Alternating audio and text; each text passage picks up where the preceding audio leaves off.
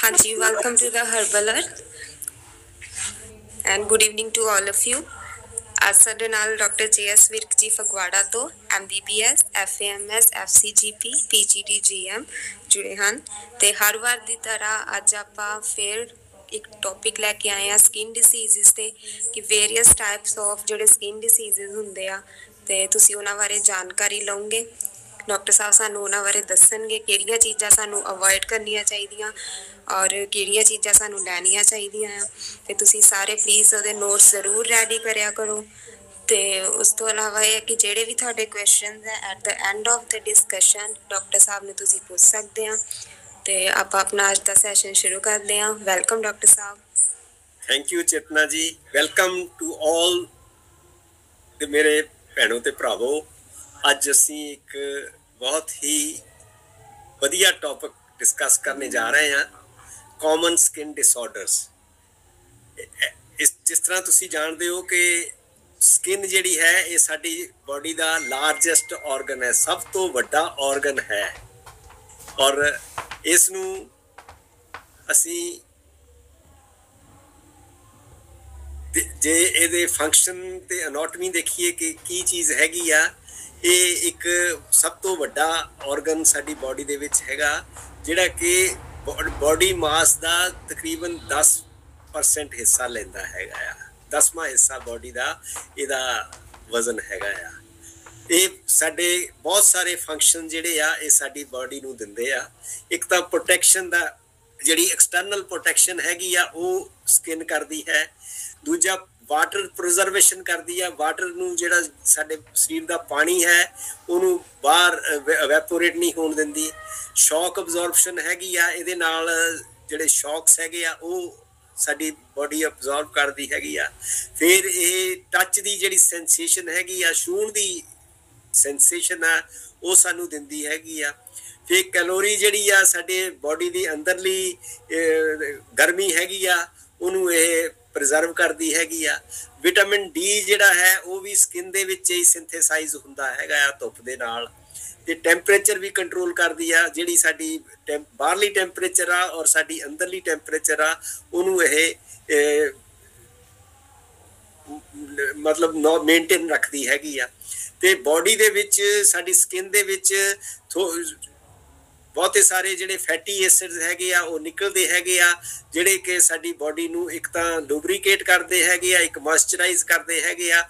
ਔਰ not only that, ਇਹ ਜਿਹੜੇ ਇਹ ਫੈਟੀ ਐਸਿਡਸ ਨਿਕਲਦੇ ਹੈਗੇ ਆ ਇਹ ਈਵਨ ਸਾਡੇ ਜਰਮਸ ਲਈ ਵੀ ਖਤਰਾ ਹੁੰਦੇ ਹੈਗੇ ਆ। ਸੋ ਇੰਨੇ ਜ਼ਿਆਦਾ ਕੰਮ ਜਿਹੜੇ ਹੈਗੇ ਆ ਉਹ ਇਹ ਸਾਡੀ ਜਿਹੜੀ ਸਕਿਨ ਹੈਗੀ ਆ ਉਹ ਕਰਦੀ ਹੈਗੀ ਆ। ਤੇ ਸਾਡੀਆਂ ਜਿਹੜੀਆਂ ਸਕਿਨ ਡਿਜ਼ੀਜ਼ਸ ਹੁੰਦੀਆਂ ਆ ਉਹਨਾਂ ਦੇ ਕੀ ਕਾਰਨ ਹੈਗੇ ਆ ਉਹ ਆਪਾਂ ਡਿਸਕਸ ਕਰਦੇ ਹਾਂ। ਤੇ ਜਿਹੜੇ ਕਾਮਨ ਜਾਣੇ ਜਾਂਦੇ ਕਾਰਨ ਹੈਗੇ ਆ ਉਹਨਾਂ ਵਿੱਚ ਕੁਛ ਇੱਕ ਇਹ ਆ, ਜਿਹੜੇ ਬੈਕਟੀਰੀਆ ਸਾਡੇ ਬੋਡੀ ਦੇ ਸਕਿਨ ਦੇ ਪੋਰਸ ਹੁੰਦੇ ਆ ਜਿਹਨਾਂ ਵਿੱਚੋਂ ਪਸੀਨਾ ਨਿਕਲਦਾ ਹੈਗਾ ਆ, ਜਾਂ ਜਿਹੜੇ ਸਾਡੇ ਹੇਅਰ ਫੋਲੀਕਲਸ ਆ ਜਿੱਥੋਂ ਸਾਡੇ ਸਕਿਨ ਦੇ ਹੇਅਰ ਨਿਕਲਦੇ ਹੈਗੇ ਆ, ਉਹਨਾਂ ਵਿੱਚ ਬੈਕਟੀਰੀਆ ਜਿਹੜੇ ਟਰੈਪ ਹੋ ਜਾਂਦੇ ਆ ਔਰ ਉਹ ਟਰੈਪ ਹੋ ਕੇ ਅਗਰ ਸਾਡੀ ਇਮਿਊਨਿਟੀ ਸਟਰੋਂਗ ਨਹੀਂ ਹੈ ਤਾਂ ਉਹ ਸਾਡੇ ਤੇ ਹਮਲਾ ਕਰ ਦਿੰਦੇ ਹੈਗੇ ਆ। ਫੰਗਸ ਜਿਹੜਾ ਹੈਗਾ ਆ ਉਹ ਸਾਡੇ ਤੇ ਹਮਲਾ ਕਰ ਦਿੰਦਾ। ਪੈਰਾਸਾਈਟਸ ਹੈਗੇ ਆ ਜਿੱਦਾਂ ਸਕੇਬੀਜ਼ ਵਗੈਰਾ ਹੈਗੇ ਆ ਉਹ ਹਮਲਾ ਕਰ ਦਿੰਦੇ ਆ। ਤੇ ਹੋਰ ਵੀ ਕਈ ਵਾਇਰਸ ਜਿਹੜੇ ਹੈਗੇ, ਮਾਈਕਰੋ ਆਰਗੇਨਿਜ਼ਮ ਜਿਹੜੇ ਆ ਉਹ ਸਾਡੇ ਸਕਿਨ ਦੇ ਉੱਤੇ ਰਹਿੰਦੇ ਆ ਔਰ ਉਹ ਸਾਡੇ ਸਰੀਰ ਤੇ ਹਮਲਾ ਕਰ ਸਕਦੇ ਹੈਗੇ ਆ। ਕਈ ਵਾਰੀ ਸਾਡੀ ਜਿਹੜੀ ਇਮਿਊਨਿਟੀ ਹੈਗੀ ਆ ਉਹ ਕਮਜ਼ੋਰ ਹੋ ਜਾਂਦੀ ਆ ਤੇ ਫਿਰ ਵੀ ਸਾਡੀ ਜਿਹੜੀ ਸਕਿਨ ਹੈਗੀ ਆ ਉਹਦੇ ਉੱਤੇ ਇਸ ਤਰ੍ਹਾਂ ਦਾ ਹਮਲਾ ਬਾਹਰੋਂ ਹੋ ਜਾਂਦਾ ਹੈ। ਜਦੋਂ ਅਸੀਂ ਕਿਸੇ ਤਰ੍ਹਾਂ ਦੇ ਅਲਰਜਨਸ ਦੇ ਨਾਲ, ਜਿਹੜੀਆਂ ਚੀਜ਼ਾਂ ਅਲਰਜਿਕ ਕਰਦੀਆਂ ਸਾਨੂੰ, ਜਾਂ ਜਿਹੜੇ ਇਰੀਟੈਂਟ ਹੈਗੇ ਆ ਜਿਹੜੇ ਸਾਡੇ ਜਿਹੜੀ ਸਕਿਨ ਨੂੰ ਹੈਗੇ ਆ ਖਰਾਬ ਕਰਨ ਵਾਲੇ ਹੈਗੇ ਆ, ਜਾਂ ਜੇ ਕਿਸੇ ਇਨਫੈਕਟਡ ਪਰਸਨਸ ਦੀ ਸਕਿਨ ਦੇ ਨਾਲ ਅਸੀਂ ਟੱਚ ਹੋ ਜਾਈਏ ਉਹਦੇ ਵਿੱਚ ਉੱਤੋਂ ਵੀ ਇਨਫੈਕਸ਼ਨ ਜਿਹੜੀ ਹੈਗੀ ਆ ਉਹ ਸਾਡੇ ਸਕਿਨ ਨੂੰ ਲੱਗ ਸਕਦੀ ਹੈਗੀ ਆ। ਕਈ ਵਾਰੀ ਜੈਨੇਟਿਕ ਫੈਕਟਰਸ ਹੁੰਦੇ ਹੈਗੇ ਆ ਤੇ ਉਹ ਵੀ ਸਾਡੇ ਬੋਡੀ ਨੂੰ ਸਕਿਨ ਦੀ ਪ੍ਰੋਬਲਮ ਦੇ ਸਕਦੇ ਹੈਗੇ ਆ। ਜਿਹੜੀਆਂ ਥਾਇਰਾਇਡ ਦੀਆਂ ਬਿਮਾਰੀਆਂ ਹੈਗੀਆਂ, ਜਾਂ ਸਾਡੇ ਇਮਿਊਨ ਸਿਸਟਮ ਦੀਆਂ ਬਿਮਾਰੀਆਂ ਆ, ਜਾਂ ਸਾਡੀ ਕਿਡਨੀ ਦੀਆਂ ਬਿਮਾਰੀਆਂ ਹੈਗੀਆਂ, ਤੇ ਹੋਰ ਵੀ ਕਈ ਲਿਵਰ ਵਗੈਰਾ ਦੀਆਂ ਬਿਮਾਰੀਆਂ ਹੈਗੀਆਂ ਆ, ਉਹ ਵੀ ਰਿਪਰੈਜ਼ੈਂਟ ਕਰਦੀਆਂ ਆ ਸਕਿਨ ਦੇ ਉੱਤੇ ਬਿਮਾਰੀਆਂ ਦਾ। ਜੇ बहुत सारिया ਜਿਹੜੀਆਂ ਹੈਲਥ ਕੰਡੀਸ਼ਨਸ ਹੈਗੀਆਂ ਸਾਡੇ ਲਾਈਫ ਸਟਾਈਲ ਫੈਕਟਰਸ ਹੈਗੇ ਆ ਉਹ ਵੀ ਇਹਦੀ ਸਕਿਨ ਡਿਸਆਰਡਰ ਜਿਹੜੇ ਆ ਉਹਨਾਂ ਨੂੰ ਬਹੁਤ ਤਰ੍ਹਾਂ ਦੇ ਸਾਡੇ ਵਿਟਾਮਿਨਸ ਹੈਗੇ ਆ ਜਿਨ੍ਹਾਂ ਦੀ ਡੈਫੀਸ਼ੀਐਂਸੀ ਕਰਕੇ ਸਾਡੀਆਂ ਸਕਿਨ ਪ੍ਰੋਬਲਮਸ ਜਿਹੜੀਆਂ ਹੋ ਜਾਂਦੀਆਂ ਹੈਗੀਆਂ ਕਈ ਤਰ੍ਹਾਂ ਦੇ ਮਿਨਰਲਸ ਹੈਗੇ ਆ ਜਿਹੜੇ ਕਿ ਸਾਡੀ ਸਕਿਨ ਨੂੰ ਪ੍ਰਭਾਵਿਤ ਕਰਦੇ ਹੈਗੇ ਆ ਤੇ ਕਈਆਂ ਦਾ ਸਾਨੂੰ ਹਾਲੇ ਕਾਜ਼ ਵੀ ਨਹੀਂ ਪਤਾ ਲੱਗਾ ਕਿ ਕੀ ਕਾਜ਼ ਹੈਗਾ ਕੀ ਕਾਰਨ ਹੈ ਕਿ ਇਹ ਸਕਿਨ ਡਿਜ਼ੀਜ਼ ਜਿਹੜੀਆਂ ਸਾਨੂੰ ਹੋ ਜਾਂਦੀਆਂ ਹੈਗੀਆਂ ਪ੍ਰੈਗਨੈਂਸੀ ਦੇ ਵਿੱਚ ਆਮ ਕਰਕੇ ਦੇਖਿਆ ਹੈ ਕਿ ਸਕਿਨ ਦੀਆਂ ਬਹੁਤ ਸਾਰੀਆਂ ਬਿਮਾਰੀਆਂ ਜਿਹੜੀਆਂ ਹੈਗੀਆਂ ਆ ਡਿਸਆਰਡਰ ਹੈਗੇ ਆ ਉਹ ਪ੍ਰੈਗਨੈਂਸੀ ਦੇ ਵਿੱਚ ਵੀ ਹੋ ਜਾਂਦੇ ਆ ਇਹ ਚੇਂਜਸ ਜਿਹੜੀਆਂ ਆਉਂਦੀਆਂ ਆ ਸਾਡੇ ਬੋਡੀ ਦੇ ਹਾਰਮੋਨ ਜਿਹੜੇ ਹੈਗੇ ਆ ਉਹ ਅਫੈਕਟ ਹੋ ਜਾਂਦੇ ਚੇਂਜ ਹੋ ਜਾਂਦੇ ਆ ਤੇ ਉਹਦੇ ਕਰਕੇ ਵੀ ਇਹ ਲੱਗ ਜਾਂਦੀਆਂ ਹੈਗੀਆਂ ਕਈ ਜਿਹੜੀਆਂ ਪ੍ਰੀ ਐਗਜ਼ਿਸਟਿੰਗ ਸਕਿਨ ਪ੍ਰੋਬਲਮਸ ਹੁੰਦੀਆਂ ਆ ਉਹ ਪ੍ਰੈਗਨੈਂਸੀ ਵਿੱਚ ਆ ਕੇ ਜ਼ਿਆਦਾ ਘਾਤਕ ਹੋ ਜਾਂਦੀਆਂ ਜਾਂ ਜ਼ਿਆਦਾ ਵਰਸ ਹੋ ਜਾਂਦੀਆਂ ਹੈਗੀਆਂ ਜਿਹੜੀਆਂ ਬਹੁਤੀਆਂ ਸਕਿਨ ਕੰਡੀਸ਼ਨਸ ਹੈਗੀਆਂ ਆ ਉਹ ਪ੍ਰੈਗਨੈਂਸੀ ਦੇ ਵਿੱਚ ਹੀ ਸਾਨੂੰ ਪਤਾ ਲੱਗਦਾ ਹੈਗਾ ਤੇ ਉਹ ਫਿਰ ਜਦੋਂ ਬੱਚਾ ਪੈਦਾ ਹੋ ਜਾਂਦਾ ਹੈ ਉਸ ਤੋਂ ਬਾਅਦ ਉਹ ਸਕਿਨ ਪ੍ਰੋਬਲਮ ਜਿਹੜੀਆਂ ਆ ਉਹ ਖਤਮ ਹੋ ਜਾਂਦੀਆਂ ਹੈ ਤੇ ਕਈ ਵਾਰੀ ਸਾਨੂੰ ਪ੍ਰੈਗਨੈਂਸੀ ਦੇ ਵਿੱਚ ਹੀ ਡਾਕਟਰ ਦੀ ਸਹਾਇਤਾ ਲੈਣੀ ਪੈਂਦੀ ਹੈ ਉਹਨਾਂ ਨੂੰ ਠੀਕ ਕਰਨ ਲਈ ਜਿਹੜੀਆਂ ਪ੍ਰੈਗਨੈਂਸੀ ਦੇ ਵਿੱਚ ਸਾਨੂੰ ਕੰਡੀਸ਼ਨਸ ਹੋ ਜਾਂਦੀਆਂ ਆ ਉਹ ਇਸ ਤਰ੍ਹਾਂ ਹਨ ਜਿੱਦਾਂ ਕਿ ਸਟ੍ਰੈਚ ਮਾਰਕ ਹੈਗੇ ਆ ਜੇ ਸਾਡੇ ਪੇਟ ਦੇ ਉੱਤੇ ਜਦੋਂ ਬੱਚਾ ਵੱਡਾ ਹੁੰਦਾ ਆ ਤਾਂ ਪੇਟ ਜਿਹੜਾ ਫੁੱਲਦਾ ਹੈ ਉਹਦੇ ਨਾਲ ਸਟ੍ਰੈਚ ਮਾਰਕਸ ਜਿਹੜੇ ਆ ਉਹ ਸਾਡੇ ਪੇਟ ਦੇ ਉੱਤੇ ਹੋ ਜਾਂਦੇ ਹੈਗੇ ਆ ਕਈ ਵਾਰੀ ਮਿਲਾਸਮਾ ਹੋ ਜਾਂਦਾ ਜਿਹੜਾ ਕਿ ਮੂੰਹ ਦੇ ਉੱਤੇ ਕਾਲੇ ਧੱਬੇ ਲੱਗ ਜਾਂਦੇ ਹੈਗੇ ਆ ਕਈ ਵਾਰੀ ਪੈਂਫੀਗੋਇਡ ਸਿੰਪਟਮਸ ਹੋ ਜਾਂਦੇ ਆ ਜਿਹਦੇ ਵਿੱਚ ਬਲਿਸਟਰਸ ਵਗੈਰਾ ਬਣ ਜਾਂਦੇ ਹੈਗੇ ਆ ਕਈ ਵਾਰੀ ਪ੍ਰੂਰੇਟਿਕ ਆਰਟੀਕੇਰੀਅਲ ਪੈਪੂਲਸ ਐਂਡ ਪਲੈਕਸ ਹੋ ਜਾਂਦੀਆਂ ਛਪਾਕੀ ਵਾਲੀਆਂ ਚੀਜ਼ਾਂ ਜਿਹੜੀਆਂ ਖਾਰਸ਼ ਵਾਲੀਆਂ ਆ ਉਹ ਹੋ ਜਾਂਦੀਆਂ ਕਈ ਵਾਰੀ ਐਕਜ਼ੀਮਾ ਹੋ ਜਾਂਦਾ ਜਿਹੜਾ ਕਿ ਸਕਿਨ ਦੀ ਪ੍ਰੋਬਲਮ ਹੋ ਜਾਂਦੀ ਹੈਗੀ ਆ ਤੇ ਸ਼ੂਗਰ ਦੇ ਨਾਲ ਕਈ ਵਾਰੀ ਸਕਿਨ ਦੀਆਂ ਪ੍ਰੋਬਲਮ ਹੋ ਜਾਂਦੀਆਂ ਹੈਗੀਆਂ ਆ ਤੇ ਬਹੁਤਿਆਂ ਲੋਕਾਂ ਦੇ ਵਿੱਚ ਜਿਹੜੀ ਡਾਇਬਟੀਜ਼ ਦੇ ਕਰਕੇ ਇਹ ਸਕਿਨ ਪ੍ਰੋਬਲਮ ਹੁੰਦੀਆਂ ਆ ਤੇ ਇਹ ਜਿਹੜੀਆਂ ਹੈਗੀਆਂ ਸਕਿਨ ਡਿਸਆਰਡਰਸ ਹੈਗੇ ਆ ਇਹ ਡਾਇਬੈਟਿਕਸ ਨੂੰ ਹੀ ਤਕਰੀਬਨ ਅਫੈਕਟ ਕਰਦੇ ਹੈਗੇ ਆ ਤੇ ਇਹ ਰਿਸਕ ਇਨਫੈਕਸ਼ਨ ਦਾ ਜਿਹੜਾ ਰਿਸਕ ਹੈਗਾ ਆ ਉਹ ਡਾਇਬਟੀਜ਼ ਦੇ ਵਿੱਚ ਜ਼ਿਆਦਾ ਹੁੰਦਾ ਹੈ ਕਦੇ ਕਹਿੰਦੇ ਆ ਕਿ ਡਾਇਬਟਿਕਸ ਨੂੰ ਫੋੜੇ ਫਿੰਸੀਆਂ ਜ਼ਿਆਦਾ ਹੋ ਜਾਂਦੇ ਜੇ ਜ਼ਖਮ ਹੋ ਜਾਏ ਤਾਂ ਉਹ ਹਟਦਾ ਨਹੀਂ ਹੈ ਡਾਇਬਟੀਜ਼ ਜਿਹੜੀਆਂ ਕੰਡੀਸ਼ਨਸ ਹੈਗੀਆਂ ਆ ਉਹ ਬੈਕਟੀਰੀਅਲ ਇਨਫੈਕਸ਼ਨਸ ਹੈਗੀਆਂ ਕਿ ਜਿੱਦਾਂ ਕਿ ਫੋੜੇ ਫਿੰਸੀਆਂ ਔਰ ਅੱਖਾਂ ਦੀ ਜਿਹੜੀ ਗੁਆਂਢੀ ਜਿਹਨੂੰ ਕਹਿ ਦਿੰਦੇ ਆ ਜਾਂ ਜਿਹੜੇ ਸਾਡੇ ਸਕਿਨ ਦੇ ਉੱਤੇ ਵਾਲ ਹੈ ਉਹਨਾਂ ਦੇ ਜੜ੍ਹਾਂ ਦੇ ਵਿੱਚ ਵਾਲ ਤੋੜ ਵਗੈਰਾ ਇਸ ਤਰ੍ਹਾਂ ਜਾਂ ਜਿਹੜੇ ਨੋਹਾਂ ਦੇ ਵਿੱਚ ਵੀ ਮਤਲਬ ਇਨਫੈਕਸ਼ਨ ਜਿਹੜੀ ਬੋਇਲਸ ਹੋ ਜਾਂਦੇ ਹੈਗੇ ਆ ਕਈ ਵਾਰੀ ਫੰਗਲ ਇਨਫੈਕਸ਼ਨਸ ਹੈਗੀਆਂ ਜਿਹੜੀਆਂ ਉਹ ਹੋ ਜਾਂਦੀਆਂ ਤੇ ਰਿੰਗ ਵਾਰਮ ਵਗੈਰਾ ਆ ਜੀਸਟ ਇਨਫੈਕਸ਼ਨ ਹੈਗੀ ਉਂਗਲੀਆਂ ਦੇ ਵਿਚਕਾਰ ਜਿਹੜਾ ਜੀਸਟ ਇਨਫੈਕਸ਼ਨ ਹੋ ਜਾਂਦੀ ਹੈਗੀ ਆ ਉਹਨਾਂ ਦੇ ਐਂਗਲਸ ਦੇ ਵਿੱਚ ਫਿਰ ਕੈਂਥੋਸਿਸ ਨਾਈਗ੍ਰਿਕਾਂਸ ਹੋ ਜਾਂਦਾ ਕਈ ਵਾਰੀ ਕਾਲਾਪਨ ਹੋ ਜਾਂਦਾ ਹੈਗਾ ਆ ਸਰੀਰ ਦੇ ਉੱਤੇ ਡਾਇਬੈਟਿਕ ਬਲਿਸਟਰਸ ਹੋ ਜਾਂਦੇ ਆ ਮਤਲਬ ਛਾਲੇ ਹੋ ਜਾਂਦੇ ਹੈਗੇ ਆ ਡਾਇਬੈਟਿਕ ਡਰਮੋਪੈਥੀ ਹੋ ਜਾਂਦੀ ਜਿਹਦੇ ਨਾਲ ਜਿਹੜੀ ਉੱਪਰਲੀ ਸਤ੍ਹਾ ਹੈਗੀ ਆ ਸਕਿਨ ਦੀ ਉਹ ਖਰਾਬ ਹੋਣੀ ਸ਼ੁਰੂ ਹੋ ਜਾਂਦੀ ਹੈ ਕਈ ਵਾਰੀ ਡਿਜੀਟਲ ਸਕਲੀਰੋਸਿਸ ਹੋ ਜਾਂਦਾ ਆ ਜਿਹੜੀਆਂ ਉਂਗਲੀਆਂ ਹੈਗੀਆਂ ਆ ਉਹ ਬਿਲਕੁਲ ਸਖਤ ਹੋ ਜਾਂਦੀਆਂ ਹੈਗੀਆਂ ਉਹ ਵੀ ਉਹਦੀ ਜਿਹੜੀ ਸਕਿਨ ਹੈਗੀ ਆ ਉਹ ਬਿਲਕੁਲ ਸਟ੍ਰੈਚ ਹੋ ਕੇ ਇੱਕ ਤਰ੍ਹਾਂ ਮਤਲਬ ਬਹੁਤ ਸਖਤ ਜਿਹੀਆਂ ਉਂਗਲੀਆਂ ਹੋ ਜਾਂਦੀਆਂ ਹੈਗੀਆਂ ਇਨਫਲੇਮੇਟਰੀ ਬਾਊਲ ਡਿਜ਼ੀਜ਼ ਪੇਟ ਦੀ ਜੇ ਕਈ ਬਿਮਾਰੀਆਂ ਹੈਗੀਆਂ ਜਿਨ੍ਹਾਂ ਦੇ ਨਾਲ ਸਕਿਨ ਦੇ ਵਿੱਚ ਪ੍ਰੋਬਲਮ ਹੁੰਦੀਆਂ ਜਿੱਦਾਂ ਕਿ ਸਕਿਨ ਟੈਗਸ ਹੈਗੇ ਆ ਛੋਟੇ ਛੋਟੇ ਟੈਗਸ ਜਿਹੜੀਆਂ ਸਕਿਨ ਦੀਆਂ ਹੈਗੀਆਂ ਉਹ ਦੇਖਣੀਆਂ ਐਨਲ ਫਿਸ਼ਰ ਹੈਗੀ ਆ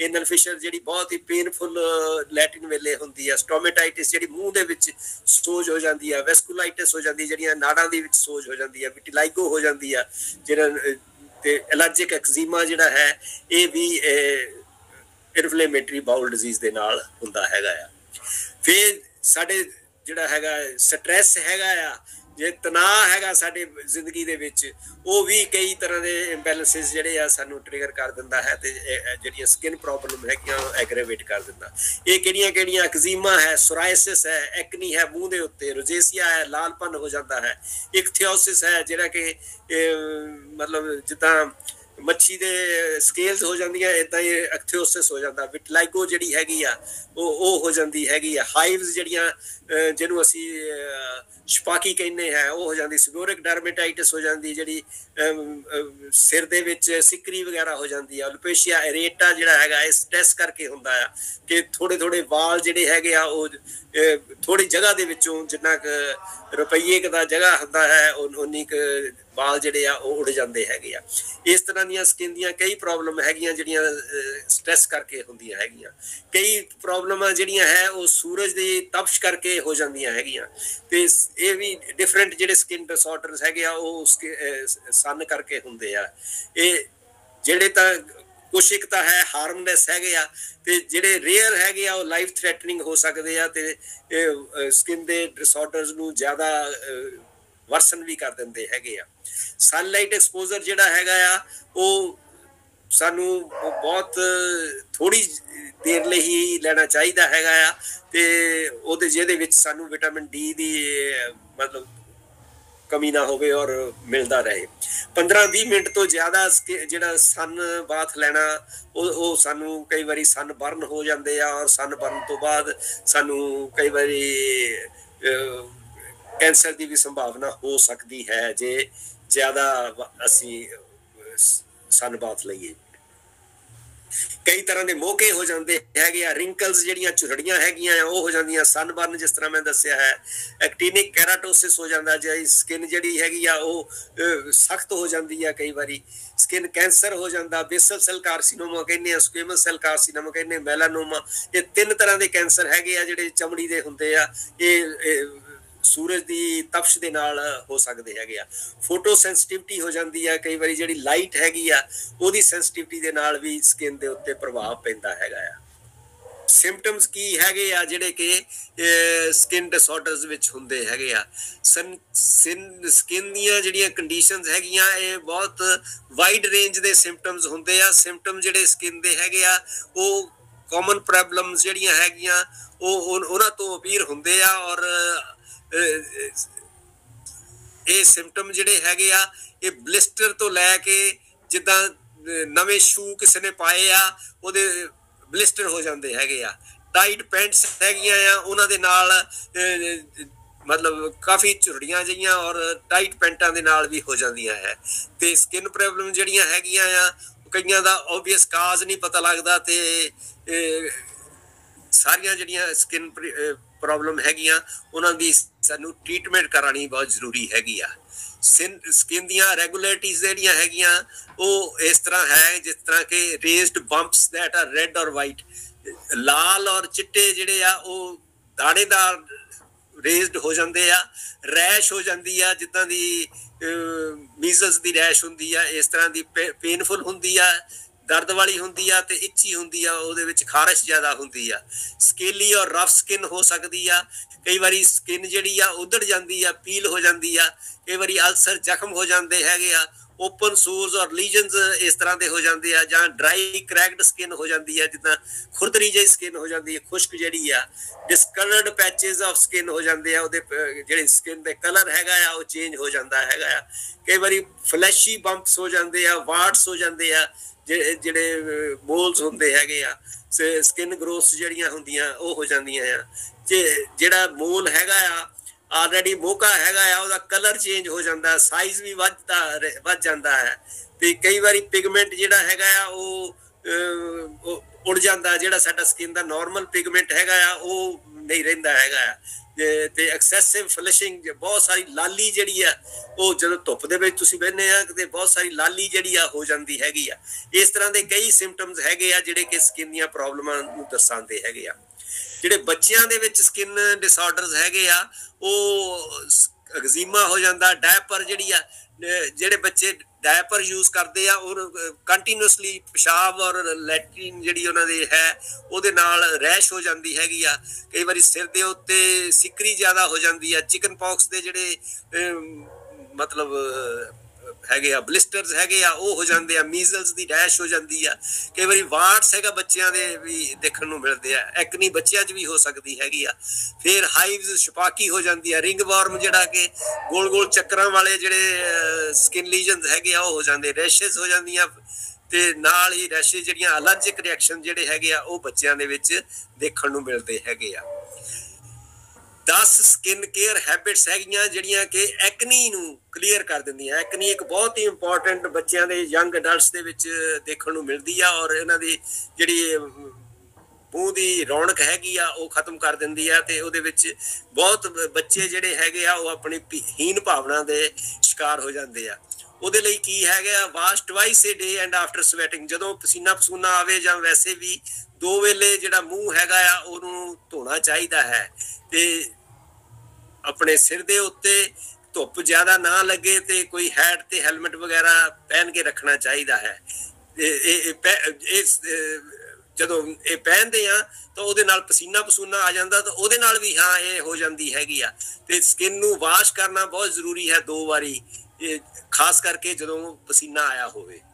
ਤੇ ਜਿਹੜੀਆਂ ਟਿਪਸ ਹੈਗੀਆਂ ਫਿੰਗਰ ਦੀਆਂ ਆ ਉਹ ਅਪਲਾਈ ਜੈਂਟਲੀ ਕਰਨੀਆਂ ਚਾਹੀਦੀਆਂ ਹੈ, ਤੇ ਕੋਈ ਅਬਰੇਸਿਵ ਕਲੀਨਜ਼ਰ ਨਹੀਂ ਇਸਤੇਮਾਲ ਕਰਨਾ ਚਾਹੀਦਾ ਜਿਹਦੇ ਨਾਲ ਕਿ ਜਿਹੜੀ ਸਕਿਨ ਹੈਗੀ ਆ ਉਹ ਰਫ ਹੋ ਜਾਏ।